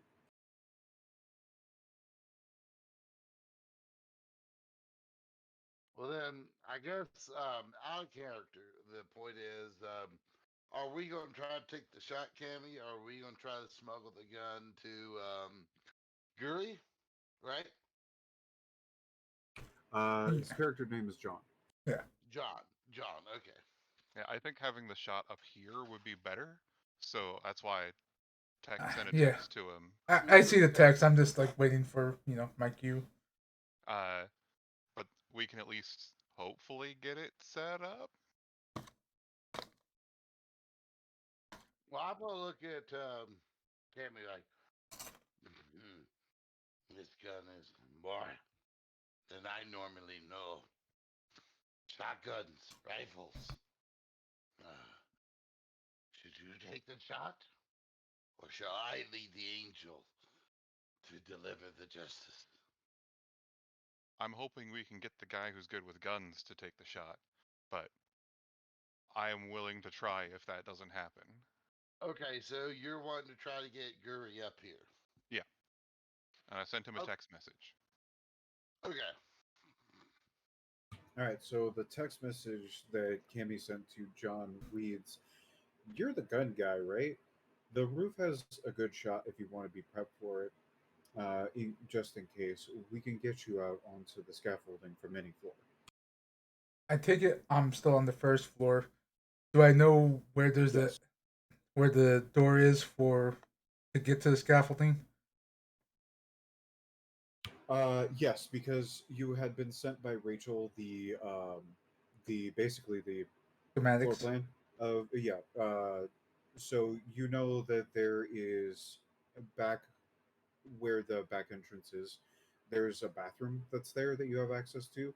You could theoretically, quote unquote, go to the bathroom and then just kind of slip out and then go up the scaffolding that way. That might result in some stealth checks. But alternatively, you could go back out the front and go around back and go up the scaffolding that way if you'd rather do that. But that will take additional time, and you've got about 15 minutes to set up. All right. Yeah. I'll try going. Hold on. Let me see. If you want to take them out with the sniper rifle, by the way, because I do want to remind you that with talking with Kian, you guys and Cole especially were talking about doing this in a more stealthy manner. Yeah. Yeah, I'm out of character to clarify on the roof. I'm not looking to really take him out, but this is the option if we do not hear anything from them. Right. So you're Exactly. Okay. another thing you can do is respond back to the text and say, "Well, I thought we were gonna, I thought we weren't gonna use that or whatever." I'm Okay. not trying to tell you what to do, but give you options. What I'm gonna do is I'm gonna text back. Like I'll come around the front. That way we can set up in case the stealth option doesn't work out for them. I'll be on the roof to take the shot. Like, because you said he's gonna go out back, right? Most likely. Most likely, he's probably gonna go out back. Yeah. So I'll still go up there. That way I'm just a backup vantage point. like Well, in case something goes wrong. if he's coming up here to take the shot, Solon will look at Cammy and you. You stay here. Wait for shooter. I go down. I go down. Down. Wait it back. Wait it back. See if anything happens. But yeah, like since it's gonna be a backup, I will take the more time since I built this guy as a big motherfucker. He ain't stealthing anywhere. Okay. So just for clarity of what the current plan is that you're gonna John is gonna go up to the roof and work with Cammy to set up a backup shot just in case, setting up in the back to stealth kill uh, Bill Nye doesn't go off. Correct? Yes. And Okay. I'll be waiting at the back entrance in case he comes out or if anybody, if he tries to flee out the back entrance, I will be there. All right. So you're basically waiting in ambush. Yes. Okay. Cool. On that note, we're gonna switch back to the indoors group that is left, which will be Kian, Cole, and Corin. So let's go ahead and start with Kian. All right. What do you do? So on the first floor, where is the wings entrances? Is there one? The entrance to each wing is approximately in the middle of the wing from the main area. So the seating area is also in the middle. So if you're standing in the middle of the seating area, you look 90 degrees to your left, 90 degrees to your right. That's where the entrance is to each wing is.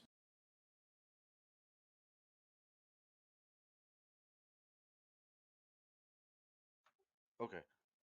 I think I understand. So what I what Kian's gonna do is he's gonna just walk down like he's going just toward a seat, but then as he gets to the entrance to the wings, he's going to just walk behind the curtain. Okay. And you're just walking in there like you own the place? Balls in it. The only thing I would say is Kian's looking to see is there any like sort of guards or anything that's obviously like going to stop him because he won't purposely put himself in a position where he's going to be stopped. Okay. And you're fine. You successfully enter. No, you don't immediately notice anybody notice you.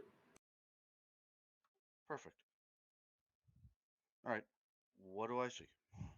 All right. So in the back area is mostly just tech equipment. So stuff for the lighting, stuff for any music or other production that might be back here. There's like some changing rooms, a bathroom, that sort of thing. Basically, what you would expect to find in the back of the theater. Obvious green room, dressing room type thing. Exactly. Okay. Makeup, all that stuff. And who do I see? It's mostly just tech workers back here. You do see the presenter, Bill Nye. He Okay. is getting up because it's only about 15 minutes until he's about to go get introduced on stage anyway. And, they're fixing his bow tie for him. He's fussing about it a little bit, like, get off of me. Like, I don't really want to deal with this kind of thing, but he's putting up with it for the most part. He's looking at, checking his notes, stuff like that. But other than the couple of people who are attending him, so making sure his makeup is good and his tie is straight and stuff like that, nobody else is really paying attention to him. Everybody else is just kind of making sure that everything's connected properly in the right place, ready to go off, that kind of thing. Nobody's really paying attention to you. You're kind of in an off area at this point because you're not closer to where the stage entrance is. So yeah, you've got pretty good rain right here. Okay. I'm gonna watch for a couple seconds to see kind of what kind of openings there are. I mean, is there a time where people are getting walking away from where I can get him alone? Before the presentation, so yeah, once they finish up, which isn't going to take too much longer, he's an old man. He's probably going to go to the bathroom before he goes on there. Doesn't want to piss himself on stage, right? And Yeah, no, that's going to be your best bet before he goes on stage is when he goes over to the bathroom. He's not being followed by anybody. You don't see like there's a couple of security guards in the area, but they're just kind of walking around and looking at things. They're not really paying attention to anything specific. But if somebody were to holler, they would pay attention. Okay. I'm gonna wait and see what everybody else is doing, but I'll probably follow him to the bathroom. Oh well, I will follow him to the bathroom rather. Not follow. Okay. And just so we're clarifying that it's not creepy, this is not a single use bathroom. So multiple people going into the bathroom would not be weird or out of the ordinary at all. This is a multi use bathroom. Good. Okay. So if you do want to actually follow him in there, that kind of thing, you would be fine to do that. Yeah, that makes sense. Okay, so we're going to pause there and we're going to pay attention to what Lana is typing currently. Okay, so you are sitting up in the second floor as close as you can be to Baron LaRosa and listening to what they're talking about. Or what other people in that area are talking about. So really what they're talking about is just how much of a fan she was of the original show that he did, Bill Nye the Science Guy, back in the 90s, and that she's excited to see because he's been a very prolific environmental activist after some event happened. She doesn't specify what happened, but it kind of sounds like they got like Bill Nye and Neil deGrasse Tyson got into some kind of disagreement, and he just left science and space science specifically and transitioned into becoming an environmental activist. And they're really just talking about how she's absolutely enamored with his the plans that he's putting forward to increase the environmental knowledge to the people so that we can stop climate change and stuff like that. And then somebody makes a joke about flat earth and she just slaps him, tells him to get out. Most of the other people that are up there are pretty much in the same position as Corin is, where they're just listening to this ongoing conversation. La Rosa gives off this air of everybody wants to pay attention to her, so pretty much everybody who's not part of uh, her entourage is just paying attention to her entourage.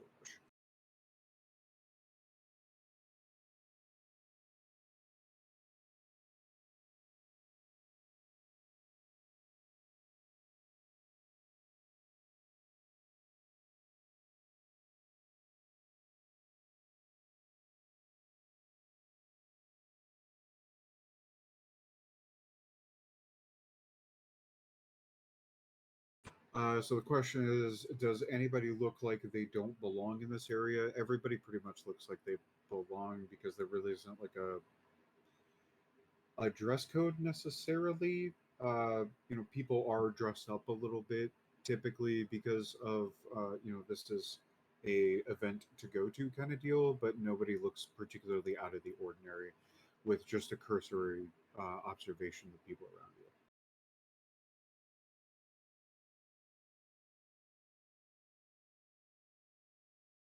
Also, I greatly appreciate, Clinton, that you have drawn the stage.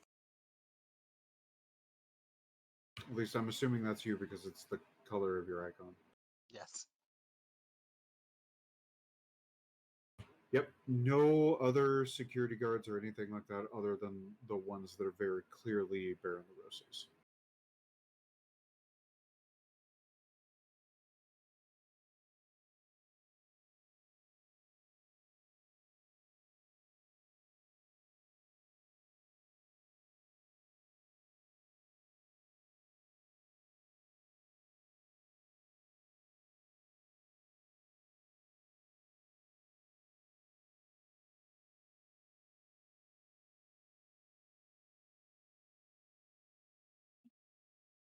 Okay.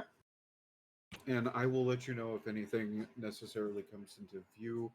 Are you wanting to use, excuse me, any powers or anything like that or enhancements to see if you're a little bit more perceptive of that sort of thing? Or are you just going to be looking around like normal without using any special observation abilities?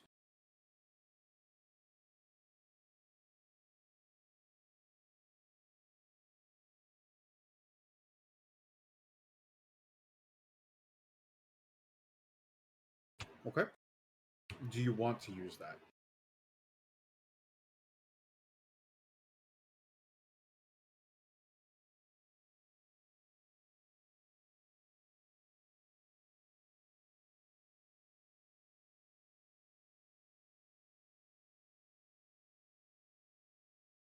This is not coming up.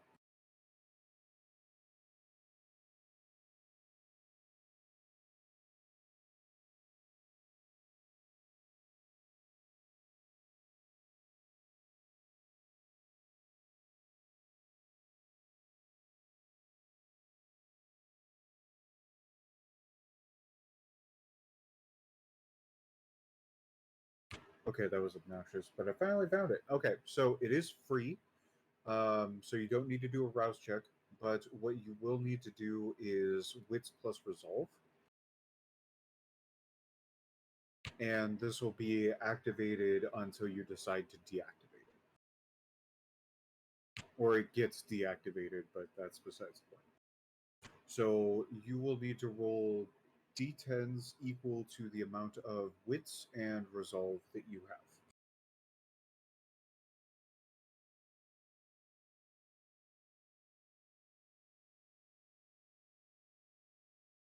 That is correct.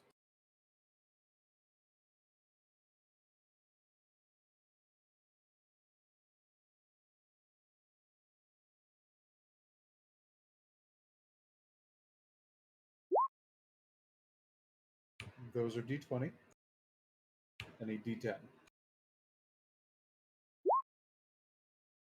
There we go.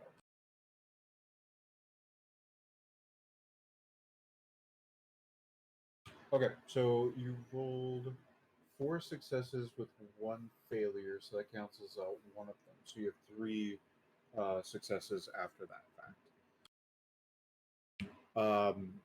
There is a person down on the first floor that has very long, like down to her tailbone, straight jet black hair, and she's wearing a red dress. You can't exactly make out her face because of how she has her hair kind of up against each of the sides of her face, right? But you can tell that she is of Caucasian descent at the very least. And she seems to be, even though she's sitting right next to other people, like she's not out by herself or anything. She's in the middle of everything, but your eyes are drawn to her. She seems to be slightly unnatural in comparison to the people around her, but otherwise, you can't necessarily pin down why that is the case.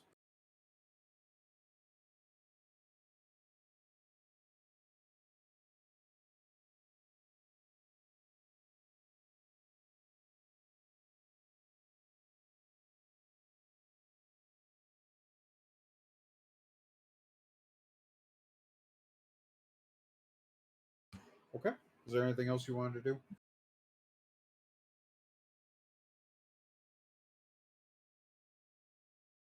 Well, I don't think anybody garbed anybody's number, but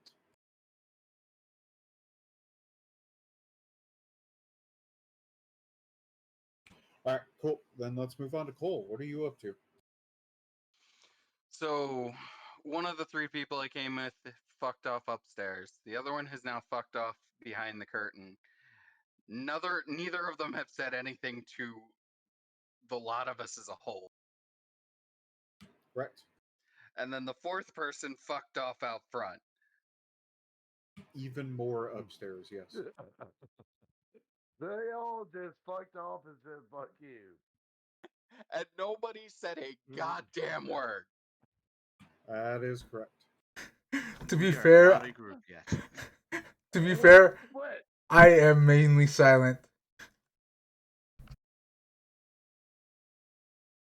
Honestly, this kind of sounds like something that would happen to you in real life, so I don't really see what the problem here is. You should be used to this by now. I am. I just, when you're going to commit a murder, you think that the people would kind of like, hey, gonna go this way, keep an eye. Or, hey, gonna go this way, gonna do this. At least some kind of notification. But no. Why would you do any of that? Well, you knew you were coming in with us, or we were going in, and we know why we're going in.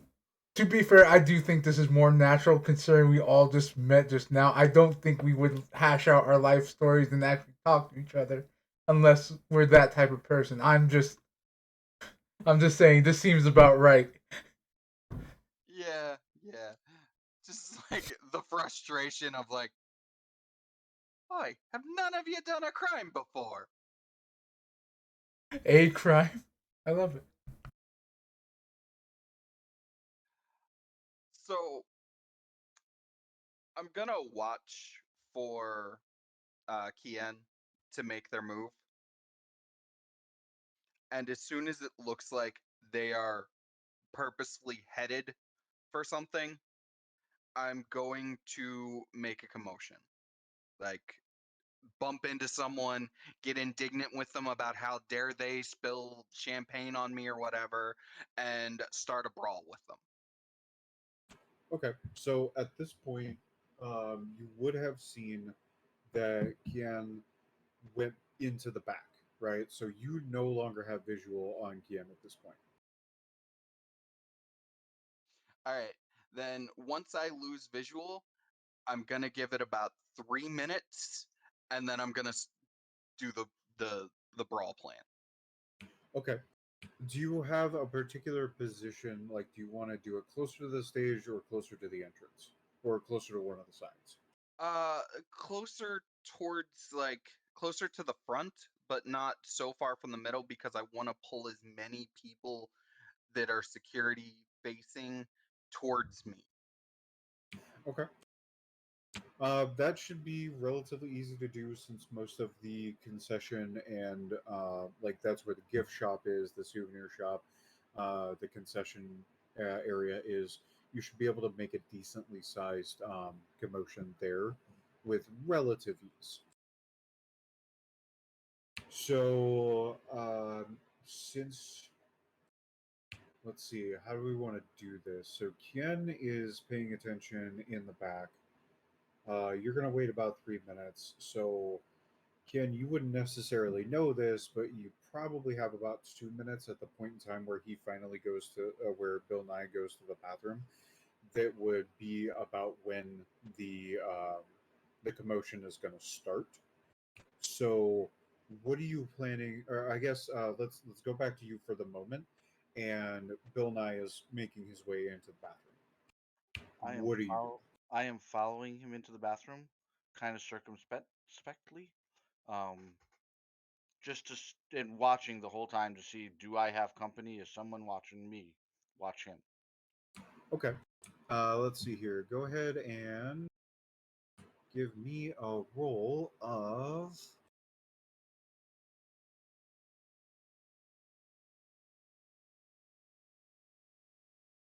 Let's do composure to make sure that the reasoning for composure is to make sure that you're not like, walking up and trying every single lock and staring through the cracks at people, right? You're just kind of casually observing that nobody else is in there. And then for the skill, awareness. So, however many points in composure, and then however many points in awareness, that's your total pool. And you're going to roll that many d10s.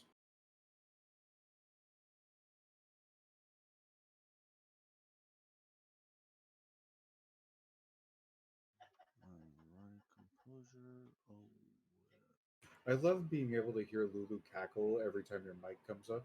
Also, okay, so you have I three know what I'm doing. successes. Yep. All right, so yeah, you have three successes and one regular failure, so that's fine. You're good. You and Bill Nye, who is now currently taking the nastiest old man shit you've ever heard, are the only two people in this bathroom. You are 100% positive of that.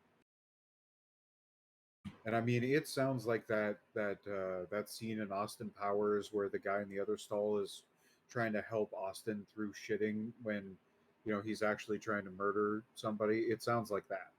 Like there's legitimately a fight going on in that guy's bowels.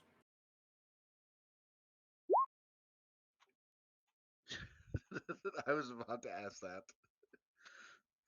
Um, That's a great question, actually. Do kindred shit?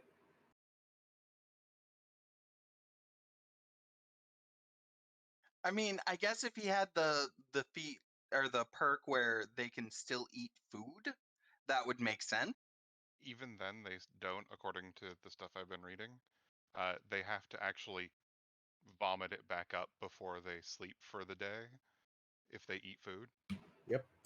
So there should not be any need to shit. I'm guessing he's just keeping up appearances. all right. Well, this has gone way better than I thought it was going to. So now I have no plan. Um, Listen, my rolls have very much been in your favor, all right?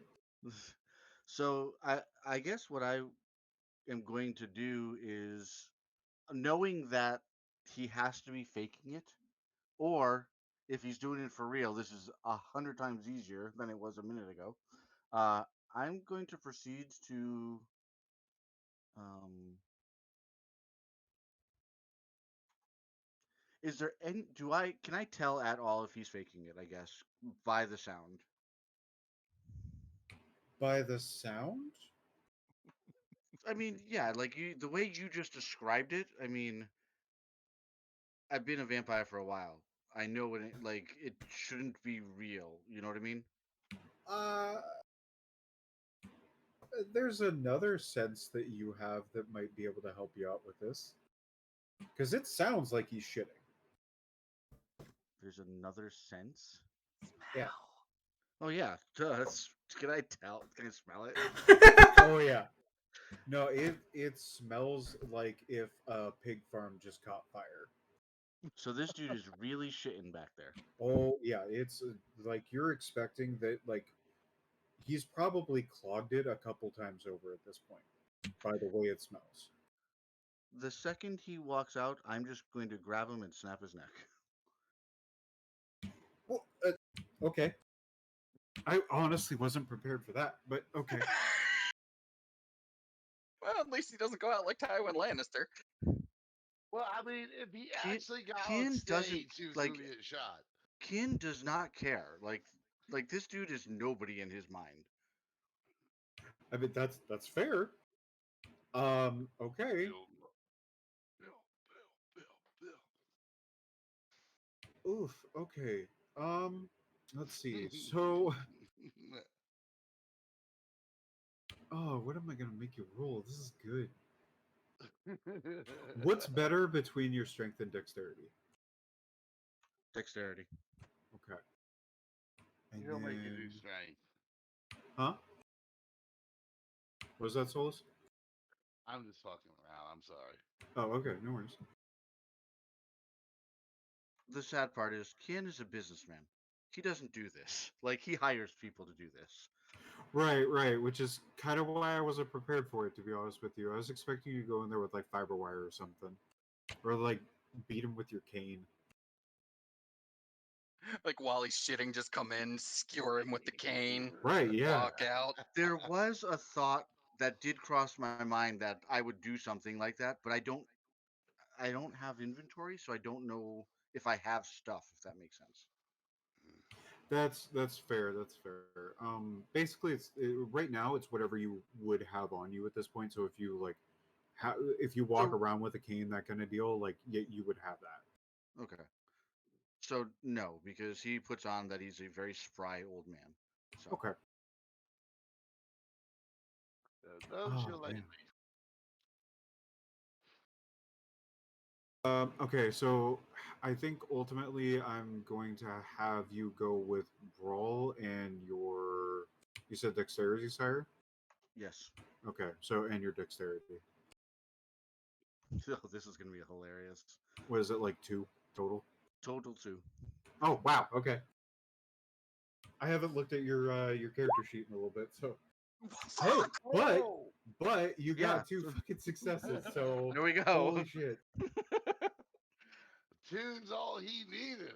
Well, when you think about it, so Can's from the old world. He could have been in the IRA, like back in the original IRA. Right. So, you know, He it is knows not how to get impossible his to believe. mitts dirty. Right. You have a specialty or anything? I don't know what a specialty is, so I'm going to assume no.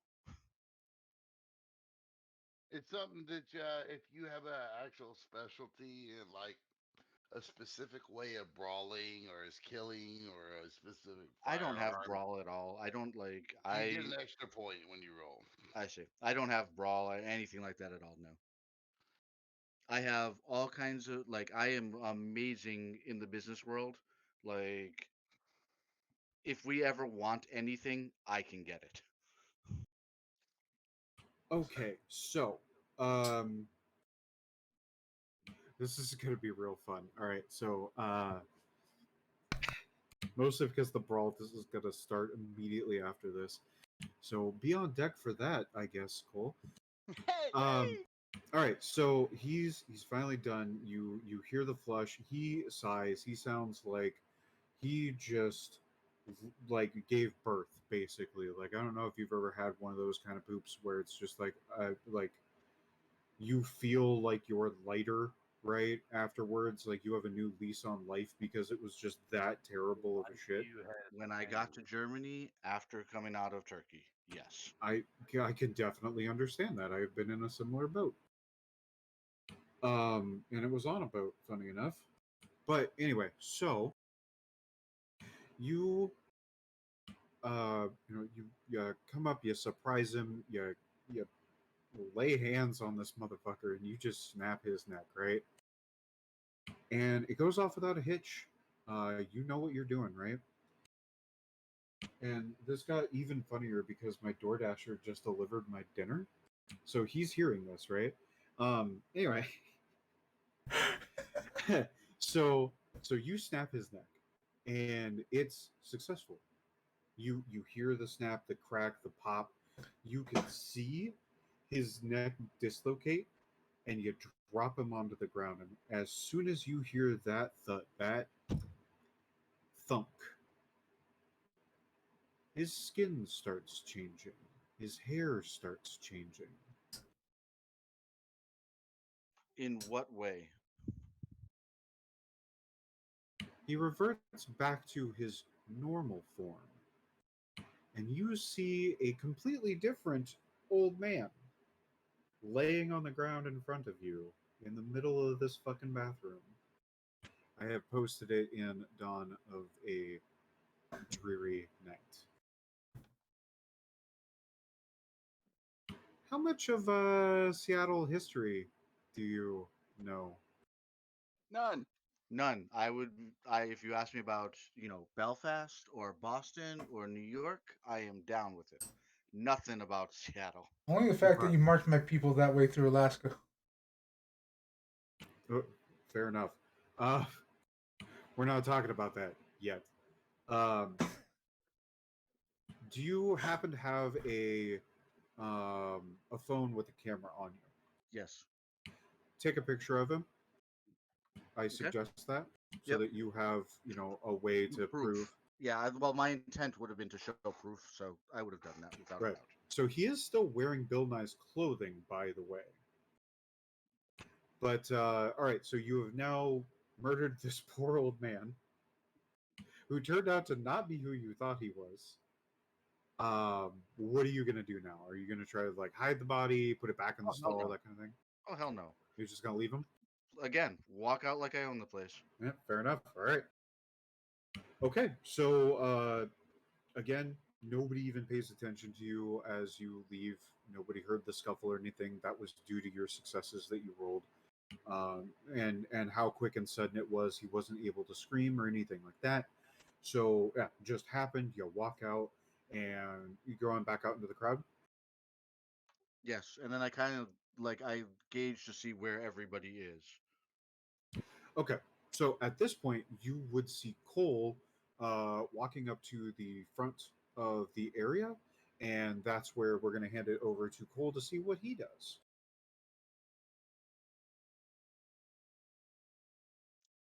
So are there wait staff wandering around with like plates of drinks and such?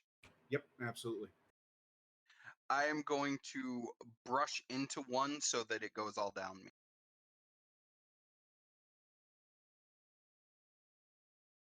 Okay. The waitress, you knock into her, she slips, and she pours the entire plate of champagne all over you, just coats your front. And she just is standing there with her arm, or her hand still out, eyes like dinner plates, just staring at you up and down, like she can't even form the words of "I'm so sorry," but she's like apologizing with her look at you. And a lot of people, a lot of like the other people are looking at you. Some of the wait staff are looking at you. Some of the security guards are looking at you. In fact, the fattest security guard, who is legitimately sitting down at the front entrance, is just laughing his ass off, like full on horse laughing at it. Can I hear the horse laugh? Oh yeah, it's loud, it's booming, it's woof. Like you could probably like Kian can probably hear it. Like hell, fucking Cammy and John can probably hear it from the roof. He's that loud. I'm just gonna turn to him. Oi, Tosser, you know who I am? I know you're wet. And he continues to laugh.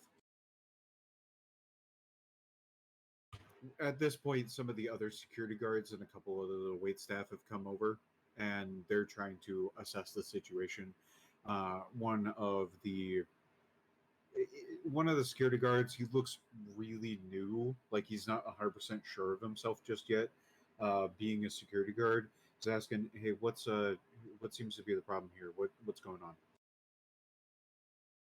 Uh, this right git just dumped all this wine on me, and now one of your staff is acting like a right shite. Uh, uh, so one of the things you do definitely notice is that the guy who's laughing, the security guard who's laughing, is definitely a higher rank than him, because he's like looking at him and like he's got like that look of like, I don't know how to handle this, I don't manage up, this is not how this works. And he turns back to you, he's like, okay, I understand that there is a issue here. We'll go ahead and we'll take care of it. If you could just if you could calm down, we can get you like a towel or Calm something. down. Calm, Yeah. calm down. You Yes, want please, me sir. to calm down when that git is laughing?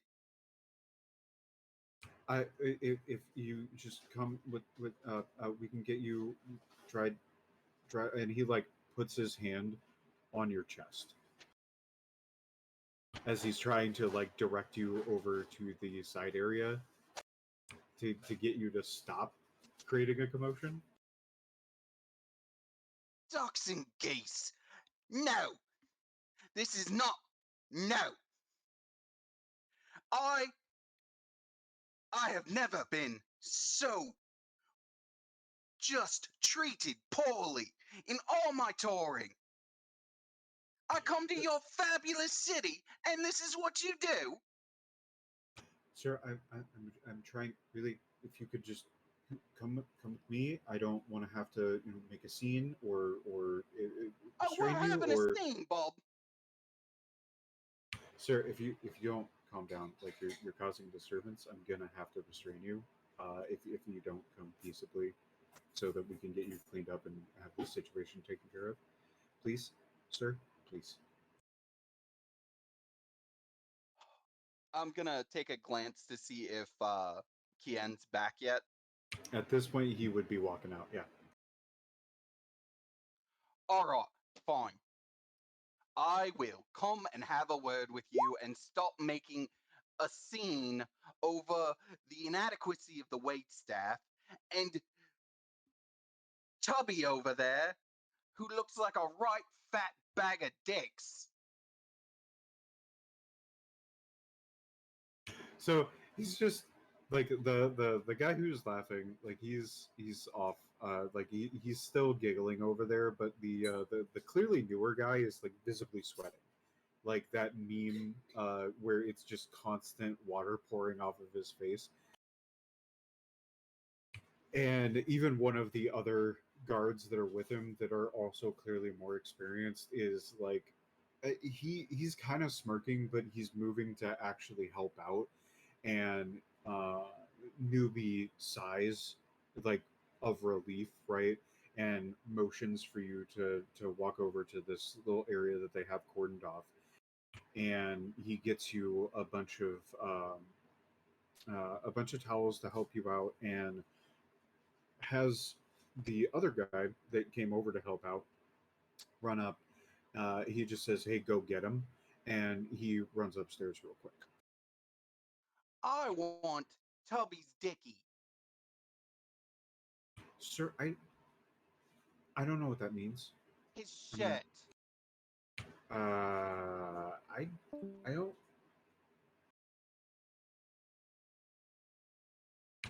Goodbye, souls. I want the shirt off his back.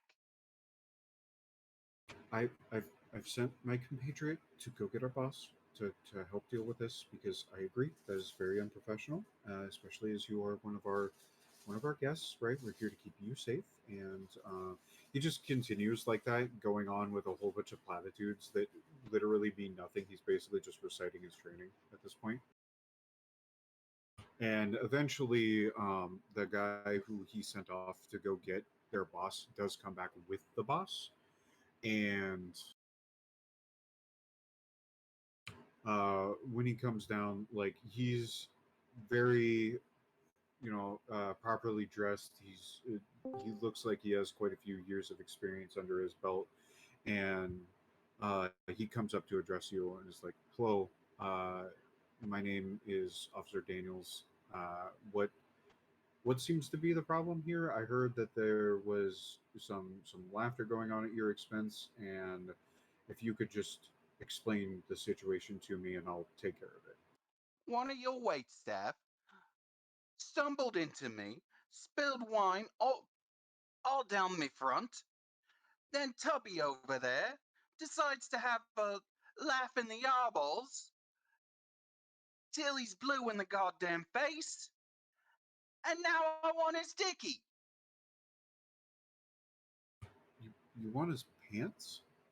His shirt. Oh. Oh. Side tangent. Dickies are the brand of pants that they use for their uniform. That's fine. Dicky is also Ah. slang in Cockney rhyming slang for sure. Right. So he looks past you at the guard that you're pointing out that was laughing, the big fat guy, and he like motions his hand for him to come over. Of which it does, and it takes an obnoxiously long amount of time. Welcome back again, Solus. So the big fat guard takes a little while to get over, and he finally does come up, and he's like, "Hey, boss, what's going on? Like, were you laughing at our patronage for something that our wait staff did? Really? You're on your last straw, and you're gonna pull this kind of disrespect. You office now, and give me the shirt." And so he like straight up just starts on, but like when he's told this, his face goes completely white, like all the color drains from his face. He knows he's in trouble, right? So that gives you the indication that like this is definitely not the only time he's been kind of a douchebag. And he straight up like takes off, like unbuttons and takes off his shirt and hands it to him. Underneath, thankfully, he's wearing an undershirt, and he's wearing a wife beater, and it looks stained to all hell. Like this man is disgusting. And so he hands him the shirt. He puts his head down and he walks upstairs. Where uh, the boss and the other guard came down from initially. So you can only assume that he's going to this man's office.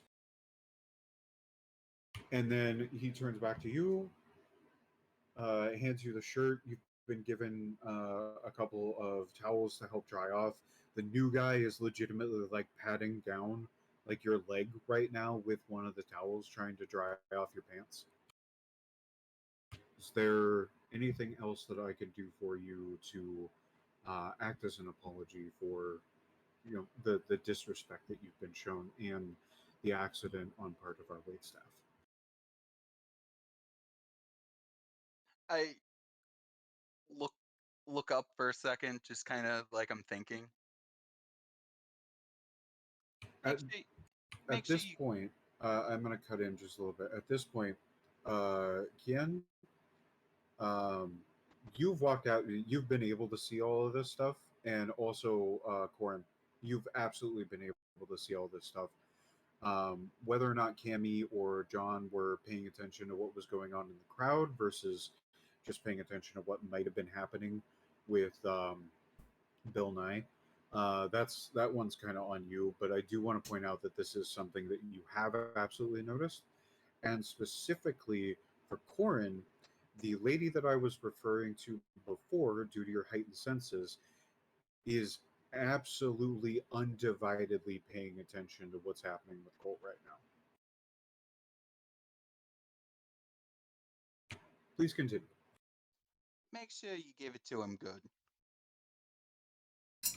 Oh, uh, he's getting what's coming to him. I can assure you that, sir. If there's anything else you might need, please at least accept this. It is he hands you basically a gift card to the various concession and souvenir stands. It'll work in the museum, right? And it's worth about $50, but it works for the company that runs those things. So there are other venues across the city where this will work at. So please note that you have that in your inventory now. That you effectively have a gift card worth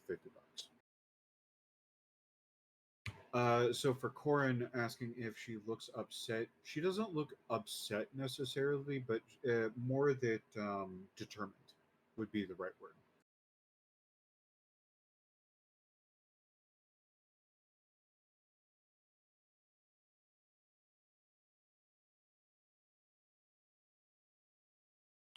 So while we're handling that, Cole, are you going to be doing anything else, or are you just gonna like, what are you doing now?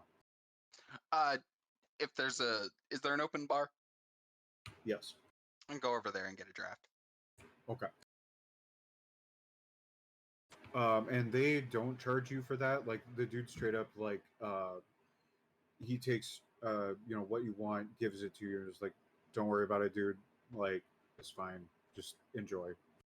And he otherwise leaves you alone unless you need to get his attention for anything. Okay. Okay, so you're going to continue keeping an eye on this chick. Kian, what are you doing? I just walk right out, just out the front door, down the street, and away. Okay, are you heading back to where you last met Grady? Yeah, Okay, cool. like the little alleyway, because I'll assume that we were smart enough to be like, let's meet back here.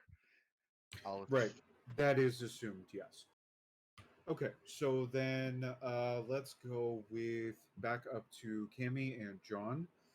Since you are keeping an eye on the relative area and you are capable of witnessing what goes on in the main portion of the museum, what are you doing? Like, were you paying attention to what Kian was doing? Well, I assume I was like paying attention to the main building to see if any commotion happened to, get ready to. Well, I guess first things first is I had put the rifle, or one of us put the rifle together, and then started paying attention to see if there's any commotion, to see if I needed to prep for a shot. Okay. So then you definitely would have seen, because there were a number of wait staff and guards moving over to where Cole was. So you definitely would have seen at least something going on with Cole. And because of that, you would have noticed Cole going over to the open bar as well. Okay, would I have noticed? Who was it that walked out? Kian? Yeah. Yeah, would I have noticed So them that walk out? kind of depends. So I guess the question I would be asking is, would you have been like walking past Cole intentionally, or like not even intentionally? Would you have been walking past Cole, past the commotion, trying to at least? Yeah, I mean, I would have not been like circumspect about it. I wouldn't be like trying to hide it. Like he should have been able to see me, and and I'm sorry, I don't have Lana's character. I don't have her name written down. It is Corin, Corin. Corin. Oh, I do have it written down in my session 0. Anyway, I would have walked in such a way that both of them would see me go for the exit. Okay. And I know that Corin was paying attention to the dark-haired woman. Cole, would you have been looking out for him? Yes. Okay. And then for Cammy, would you have been looking out for that sort of thing as well? Yes. Okay. So the only person that wouldn't know necessarily would be Solon, because Solon was setting up out back for an ambush just in case. But I assume this is something that when you go back down the scaffolding, you would be able to. Solon would probably see you guys, right? Um, so is that what you want to do? Is go ahead and take off at this point? Well, I guess with the information we technically have, I don't know that the job is done. I just see him leaving since we haven't communicated, to be honest. Right.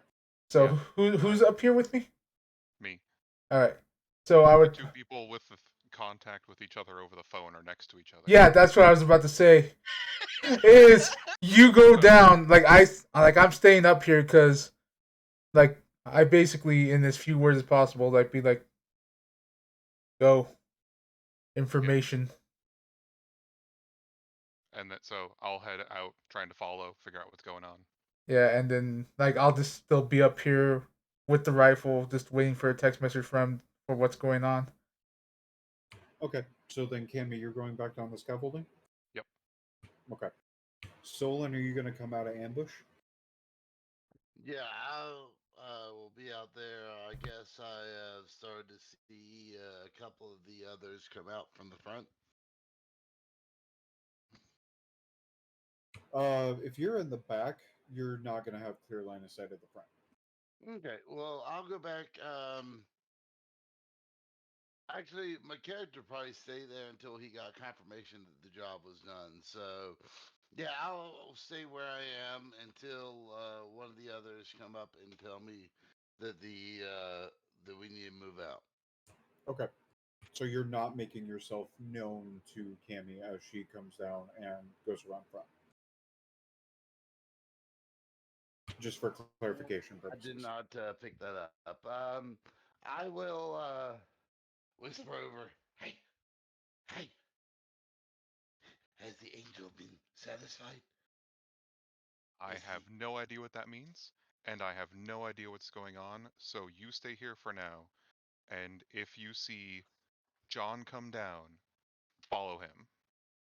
Hi, hi, hi. Solon will do that. Okay. And then Cammy, you're going around front. Yep. Okay. Trying to follow What you Keaton. doing? Oh, you're just straight up gonna follow him. Okay. Yep. Cool. Well, a couple of minutes go by, and you'd be able to catch up because the alleyway where you guys originally left Grady isn't too terribly far away. It's like less than half a block.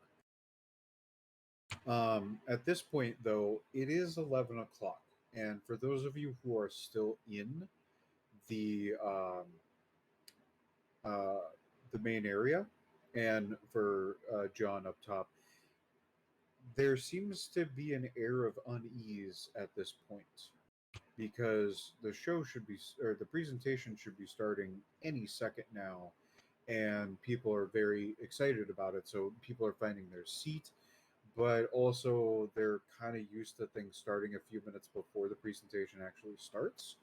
So there's kind of a like, I wonder what's keeping the show from going on kind of deal. At this point, though, I would definitely say that Cammy would be able to catch up with Kian, and okay, that's good. I like that. Um, you would be able to catch up with Kian and in the alleyway.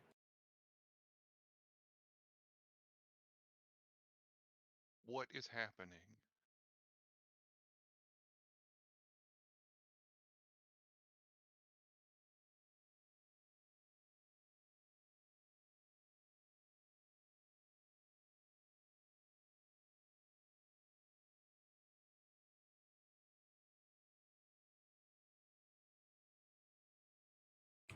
Kian, are you muted? Oh, I just talked to like I just had a whole dialogue. Damn it. I said the fecker's gone. I did it. He's all gone. And I proceed to pull out my phone, show him the picture of the dude in Bill Nye's clothes with his neck broken. Any minute now we should hear. Where is everybody? No one knew what happened. Are you sure that that's him? That doesn't look like him at all. That was him before he died. When he died, that happened. Just as a reminder, the person in the picture, the face is what is in the picture that I sent, but he's still wearing Right. Bill Nye's clothing. Yeah, Yeah, so he's yeah, a fanboy. Uh, but also, we were told that he was a vampire. He was no vampire. I don't know what he was. I cannot explain it, but he was no fan. He was no vampire. Well, we couldn't be using the term vampire, but whatever. Uh, Kindred. yeah, Kindred is the appropriate term that vampire refer to themselves as. Yeah. Vampire is actually referring to another vampire as a vampire is actually kind of looked at as like a not a derogatory slur, but it's kind of like when somebody goes, "people like them," like that kind of phrasing.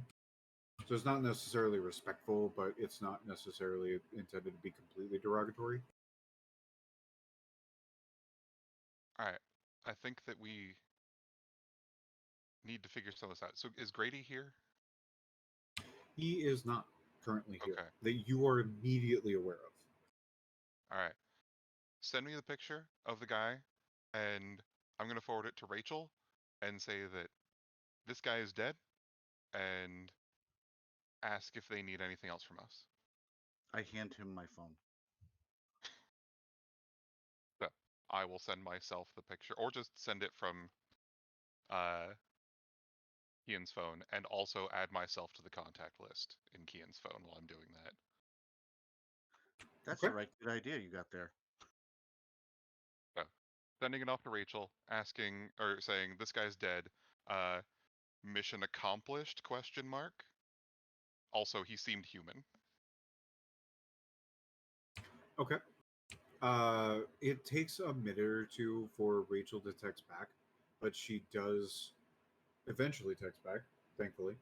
Um, and her response is, "Who the fuck is that?" It, okay, we'll be down in a few minutes. Uh, Maybe you should tell everybody that we're done. yeah, I'm gonna text the others. Whoever I have. Oh my god, this is wild. Okay, I'm gonna text them. I'm gonna text your buddy John. Do you have the numbers of the rest? Because I just have yours and John's, and now this one too. Um, but everybody else, I don't have their numbers. Can you contact them? I have no idea who any of these people are.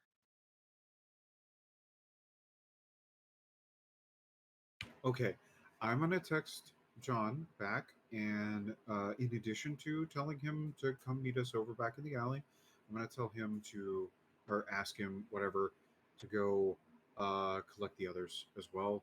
And also, I'm gonna once you guys are all together, I'm gonna start up like a team chat for you because this is inefficient.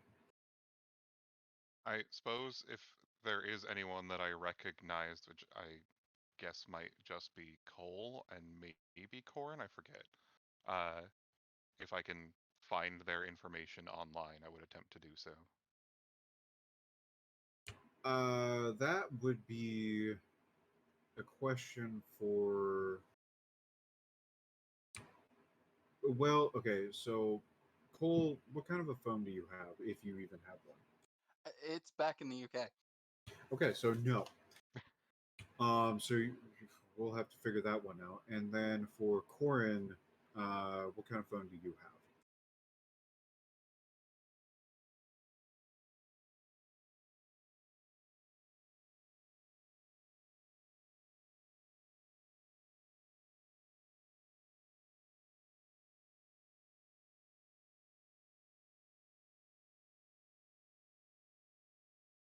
Now, this is a lot of typing to say iPhone.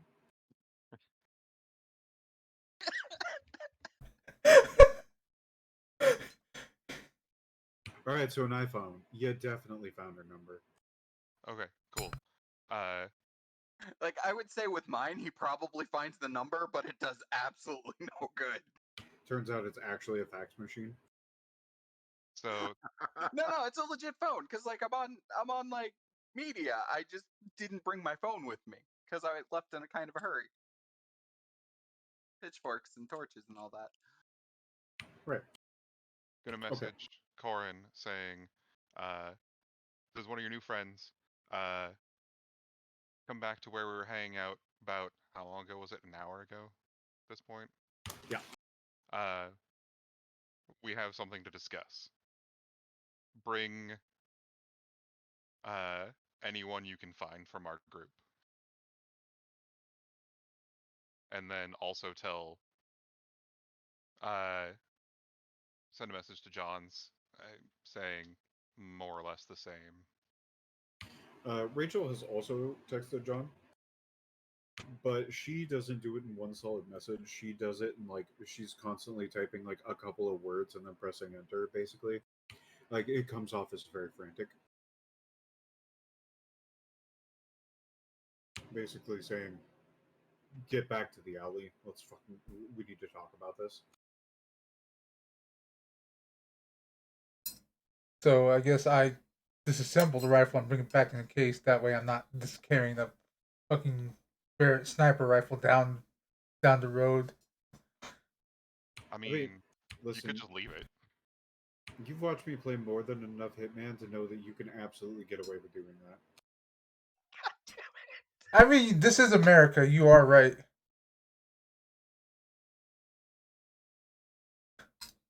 Okay. So you're taking a picture of the girl with the black hair, and then you're going downstairs to signal to Cole that we need to leave. Uh, in the process of when you take the picture from that point in time to you getting back down to the first floor, she's gone. Like you don't see her anywhere, and it doesn't take you very long to get down those steps. Um, so keep that in mind.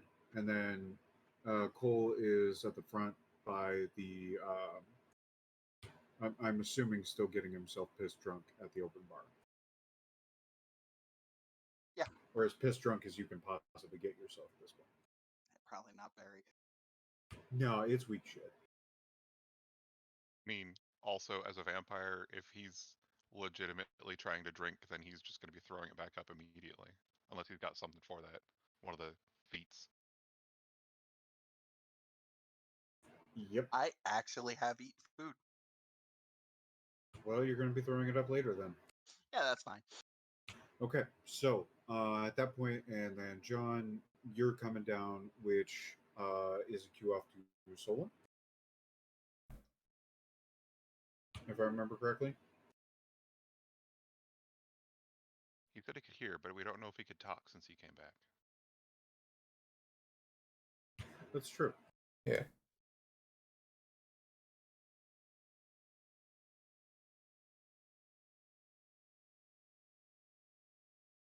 Well, since we already discussed that, since John, if Solon sees John come down off the scaffolding, he was going to follow John. We're going to go with that, Oh, and he's we're typing. going to.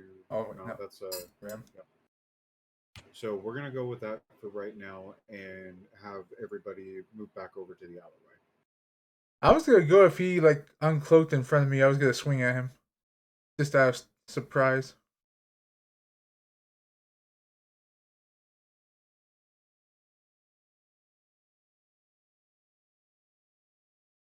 He disconnects now.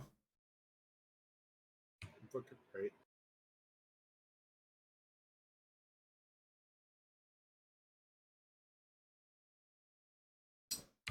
We'll assume at this point that unless he comes back to be able to correct himself, or can correct it, what I'm putting forward is we'll assume that he basically just like follows behind you and uncloaks at some point upon all of you guys meeting back up. So once the rest of you guys have made it back to the alleyway, that's when Grady and Rachel come from around a corner. Rachel has abandoned her bright ass pink coat at this point, and she is wearing a normal leather jacket, just like Grady and the big guys. No, they're not part of a motorcycle club. I can assure you that. I don't even think that Rachel can drive. Um, and they approach, and Grady walks up to Kian like, "What happened? What is that?" That was the guy you told me to kill. I followed him into the bathroom.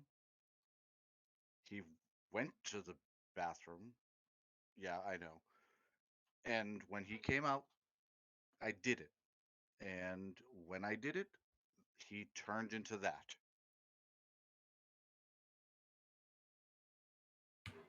He looks at Rachel. He looks back at you. So so you're. Do you know who that is? No. Okay. Okay. Um. Oh shit. Okay. So.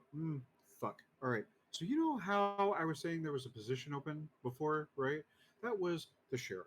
I don't know if you guys know what like exactly what a sheriff is responsible for, but they're basically like a high level goon for the prince of a various territory, right?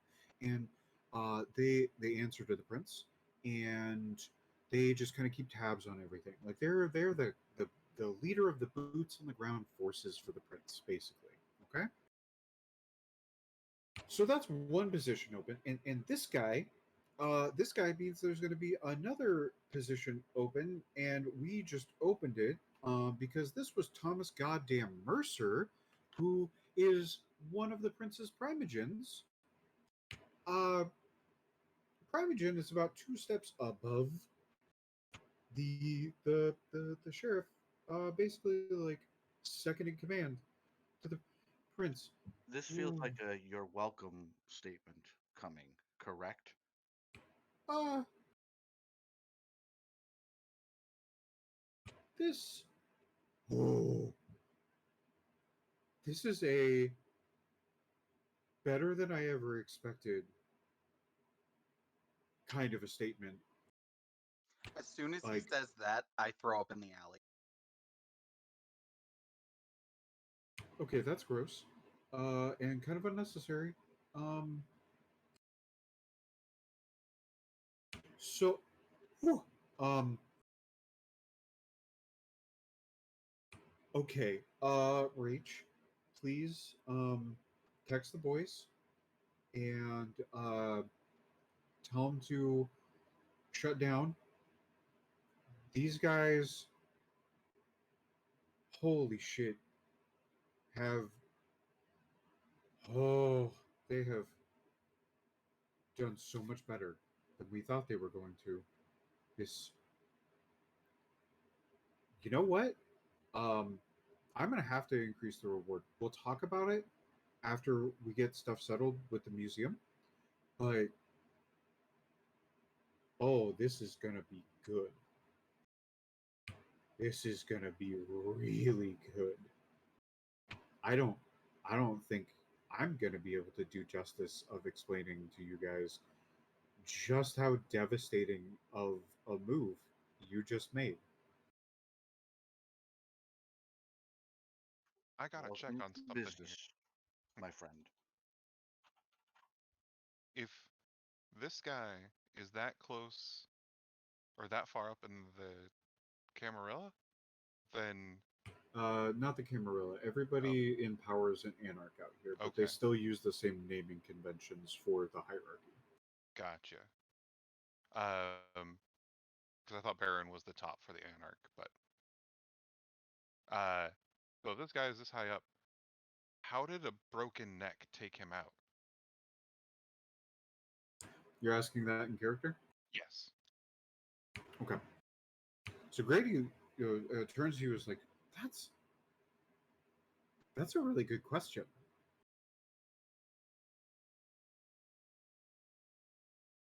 But but you killed him. Like you confirmed he's dead, right? He was very dead. Like I would have absolutely checked that. Like there was no reason for me to think he was not, correct? I mean, if No, he's that was one of, that was not that was me asking out of character for a second there. I know, I'm just saying though that if you did check for a pulse or something, you're not gonna find it on one of us. No, but I can tell when some like just because you're a vampire doesn't mean you're an idiot, right? Like you can tell when someone is dead. It's not a secret, right? I I mean, am I? No, I'm asking like again, still out of character. So that's the thing is that you, your character Kian, has evidence that they are not a vampire because they were not. A vampire cannot shit like that. Like that's just And I an would have relayed impossibility. that as part of the story, so this group Right. knows that. So that's okay. also telling everybody like this wasn't even a vampire. And like the other thing too to consider is that being able to shape change like that isn't typically a vampire thing. Like they can shape change, but not to that degree necessarily. It's a very rare trait to be able to do that kind of shit. So putting those two things together, there's definitely something up here.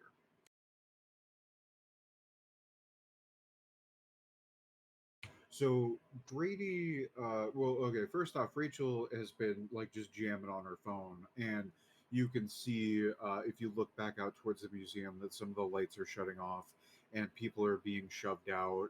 There's a bit of a commotion because people are irritated that they didn't get their show or anything like that. And she then relays to Grady, like, "All right, the boys shut everything down. We can go in there." And so Grady's like, "All right, let's do our own investigation." Kian, right? That's your name, I think. I don't know. I didn't actually. I made her write all those invitations because I don't write things. It doesn't matter. Anyway, can you show me where the body is? Let's go, Okay. and I will take them. Like there's, yeah. All right. So he follows you in there. Are the rest of you also going to come with? Yeah.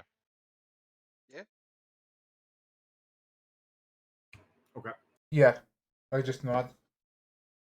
Cool.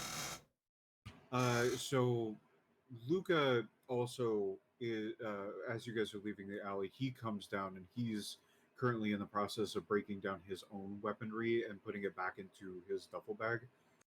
He had a very similar looking weapon. Um, they were posted up on a building watching you guys, by the way. if that wasn't completely obvious. But out of character, that's what they were doing because they wanted to make sure you were doing the job that they asked you to do. Tying up loose ends. No, Um, yeah, makes sense. and he uh, pulls up the six, right? And as you guys go back in there, all the guards are nodding as they pass Grady, and he just walks right through with Kian all the way into the back to the bathroom. The body is still laying there. It is still what looks to be Thomas Mercer, and it is still wearing Bill Nye's outfit. A question. Hmm? As we go back in, do I see the guy that was playing nice with me? Which guy that was playing nice The with you? manager, basically. Yep, he's sitting up on, or he's standing on the second floor looking down. I just realized Cole is a Karen. Yeah, I he's a just British Karen the Karen. shit out of that. While they're headed back there, I want to go up and talk to him. Okay. You have free access to go up there. In fact, some of the guards even like they nod to you, like they're acknowledging you, like they have some respect for you.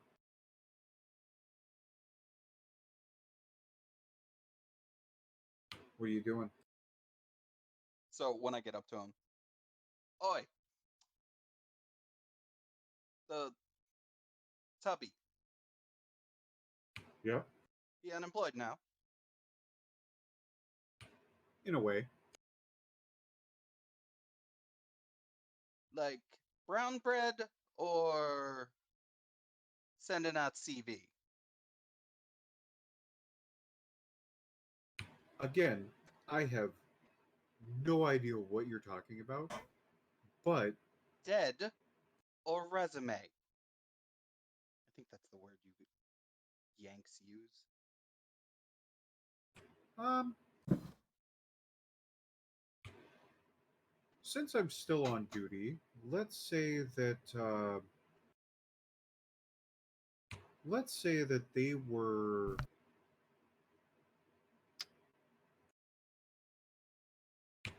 they were transferred to the coroner's office. Brown bread. Gotcha. We don't have use for rules that don't follow orders to the letter.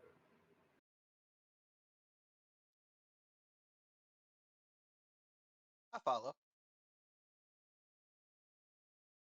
Is there anything else that I can do for you this night? Otherwise, I have people to stare at because, you know, basically being a manager, that's what I do.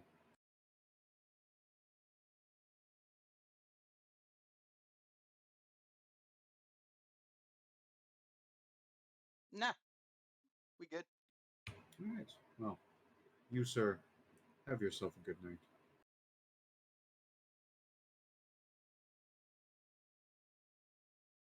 And I'll go catch up with them. Okay. I was gonna use him as my personal bitch. He's already somebody else's personal bitch. So in the bathroom, looking at this body, I want to ask Grady, when you said Mercer, pointing to the guy, did you mean like Mercer Island? Yeah, that's who it's named after. Yeah, Thomas Mercer. Shit. Out of character, what is Mercer Island? I've Uh, never been there, so so Seattle, Seattle's on the west side of Lake Washington, and Bellevue's on the east side of Lake Washington. That's roughly where I live. For example, is on the east side, and in between there is a man-made island called Mercer Island. okay. It's basically where all the rich people live, Really rich. like insanely fuck ass rich.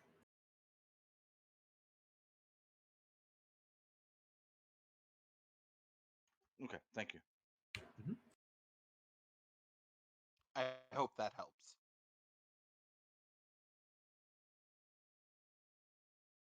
Yeah, Yes, it does. yeah, that giant dick in the middle of the lake is Mercer Island. It's quite fitting. It literally looks like an upside down dick. One of the 100 richest zip codes in the U.S. Okay, I have a question. How does a dick look upside down? Because Okay, so the top left is the balls, and then the bottom portion is the head, and you can tell by the little lip there at the bottom left hand side because that's where the head dips back into the shaft. okay, that helps because in my brain it would either be flaccid or unflaccid, or I should say more limp or erect. And this is where our discussion goes. Always does. Anyway, I mean, there's a reason I'm on 18 plus. right? Okay, so um, any further questioning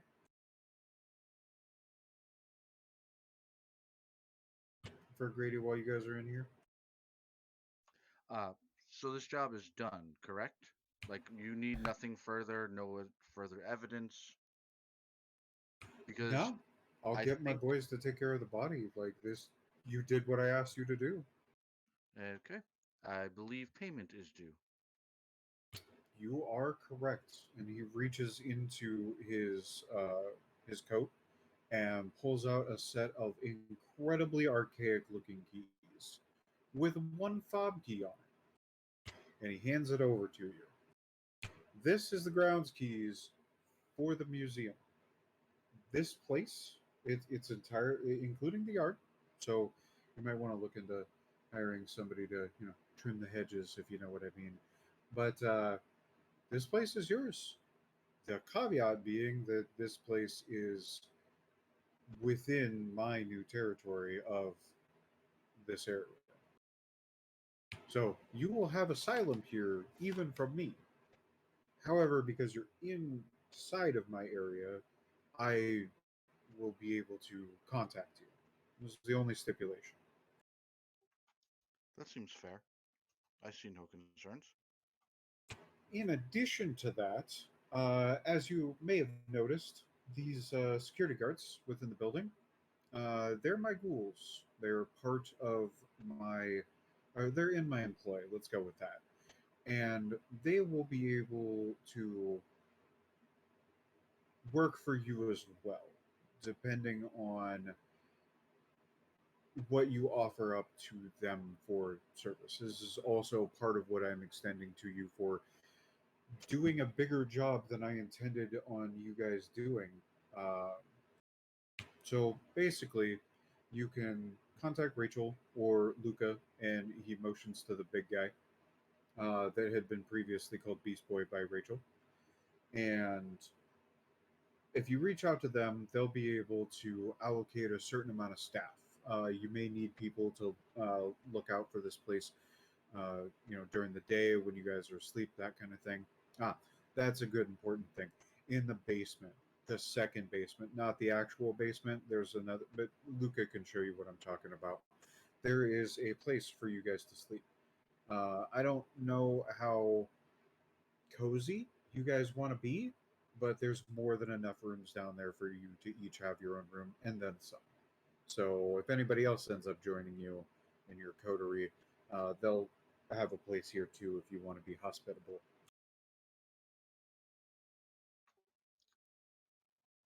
Thank you. Sounds fair. And then yeah, we're gonna get this place cleaned up and get out of your guys' hair. Oh, what girl? Let me take a look. And he like moves over to Corin to better see the picture on her phone.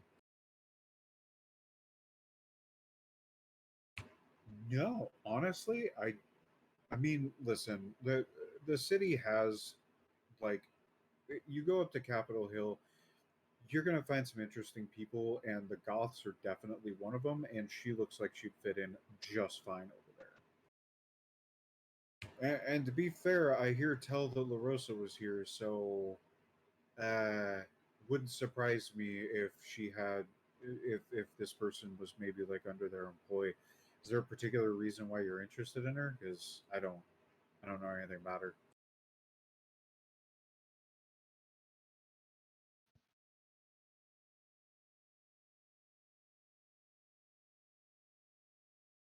Okay, well, if you see her again and you think you know need some help or anything, feel free to reach out to Rachel or you know whatever, and we might be able to ask some questions. But is there anything else? Anyway, I can get a dog and bones. I mean, there's like the humane societies, like Oi, phone ya, Tossa. a phone. Like go, there's convenient. There's a 7-Eleven right down the road. Just go Oi. get a burner. Like, what do you think this is? And he holds out his phone, and like the back panel of it just falls off.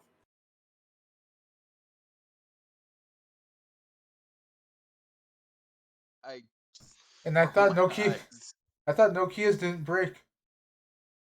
Nah, this is one of them motor scooter razor thingies.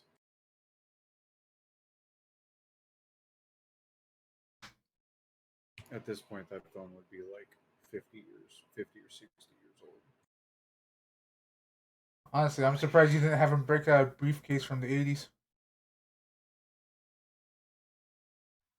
I'll go pick one up. All right. Anything else?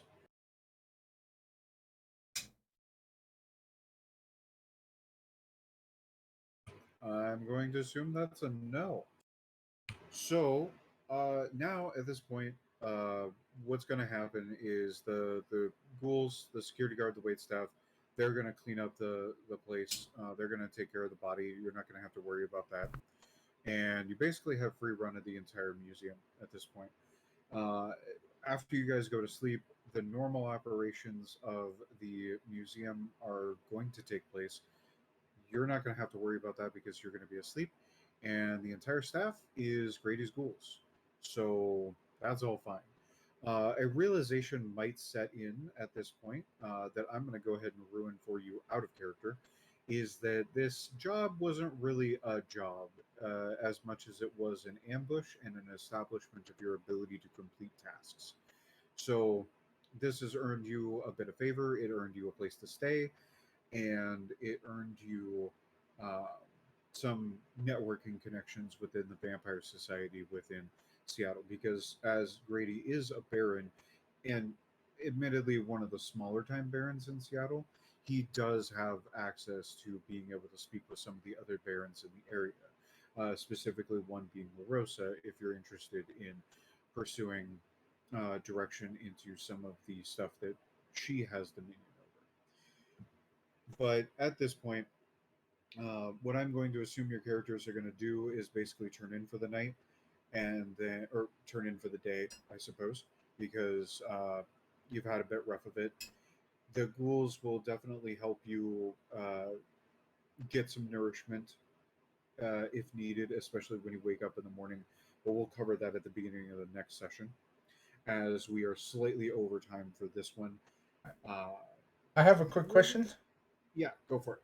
Uh, Basically, are we going to be getting revenue from the museum and having to resource like paying the That ghouls and staff? That is an excellent question, and the answer to that is yes. However, it's not going to be something that I'm going to make you guys worry about just yet.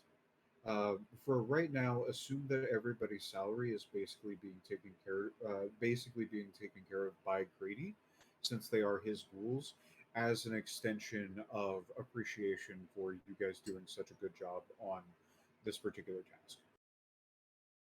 Okay.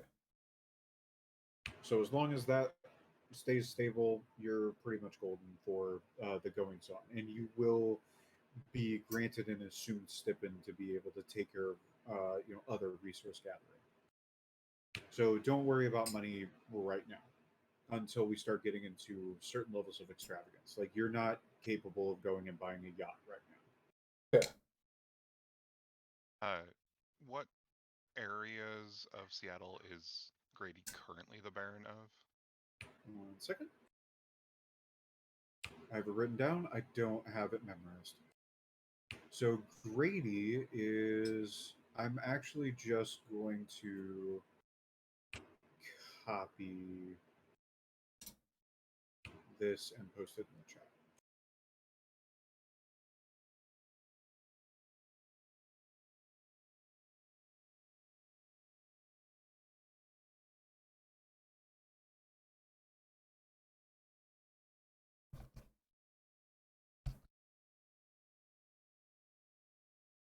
All right.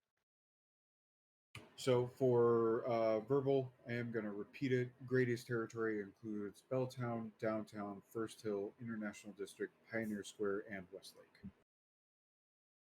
So now you have confirmation that you entered a Baron's territory to meet up with said Baron because you met in Westlake Center, which is in the middle of Westlake.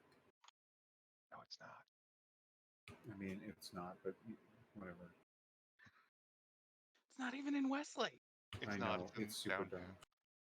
dumb. I Sounds so like Boston. Nothing is where it says it is. I think a long ass time ago it used to be in what was considered Westlake Yeah. or something, but like yeah, the actual map is stupid. Yes, just like Route 66, an actual historic Route 66. Right. All right. Anything else to cover tonight? I'm good. Yeah, I'm good. That was just my one big question. I am set. Thank you very much for tonight. It was a lot of fun. That was I'm glad to interesting. hear it. I have. And I have to say, I'm glad to turn the tables on you and come up with something for you don't expect for once. Right? Right? The one person literally not built for fighting is the one that assassinates the motherfucker. I love it. I have a feeling, especially because like I think I've explained it to a few people at this point that like vampire can very much be a Rube Goldberg machine. So I very much expect things to go awry on a regular basis, which I'm here for. Like, please do everything. You have given me access to an entire world. Trust me, I will do everything. Good. All right. Well, if there's nothing else, then yeah, thank you guys very much for participating in this first session. I hope that you enjoyed it. I had a lot of fun personally. It's been a long time since I've had a bunch of people murder a childhood icon.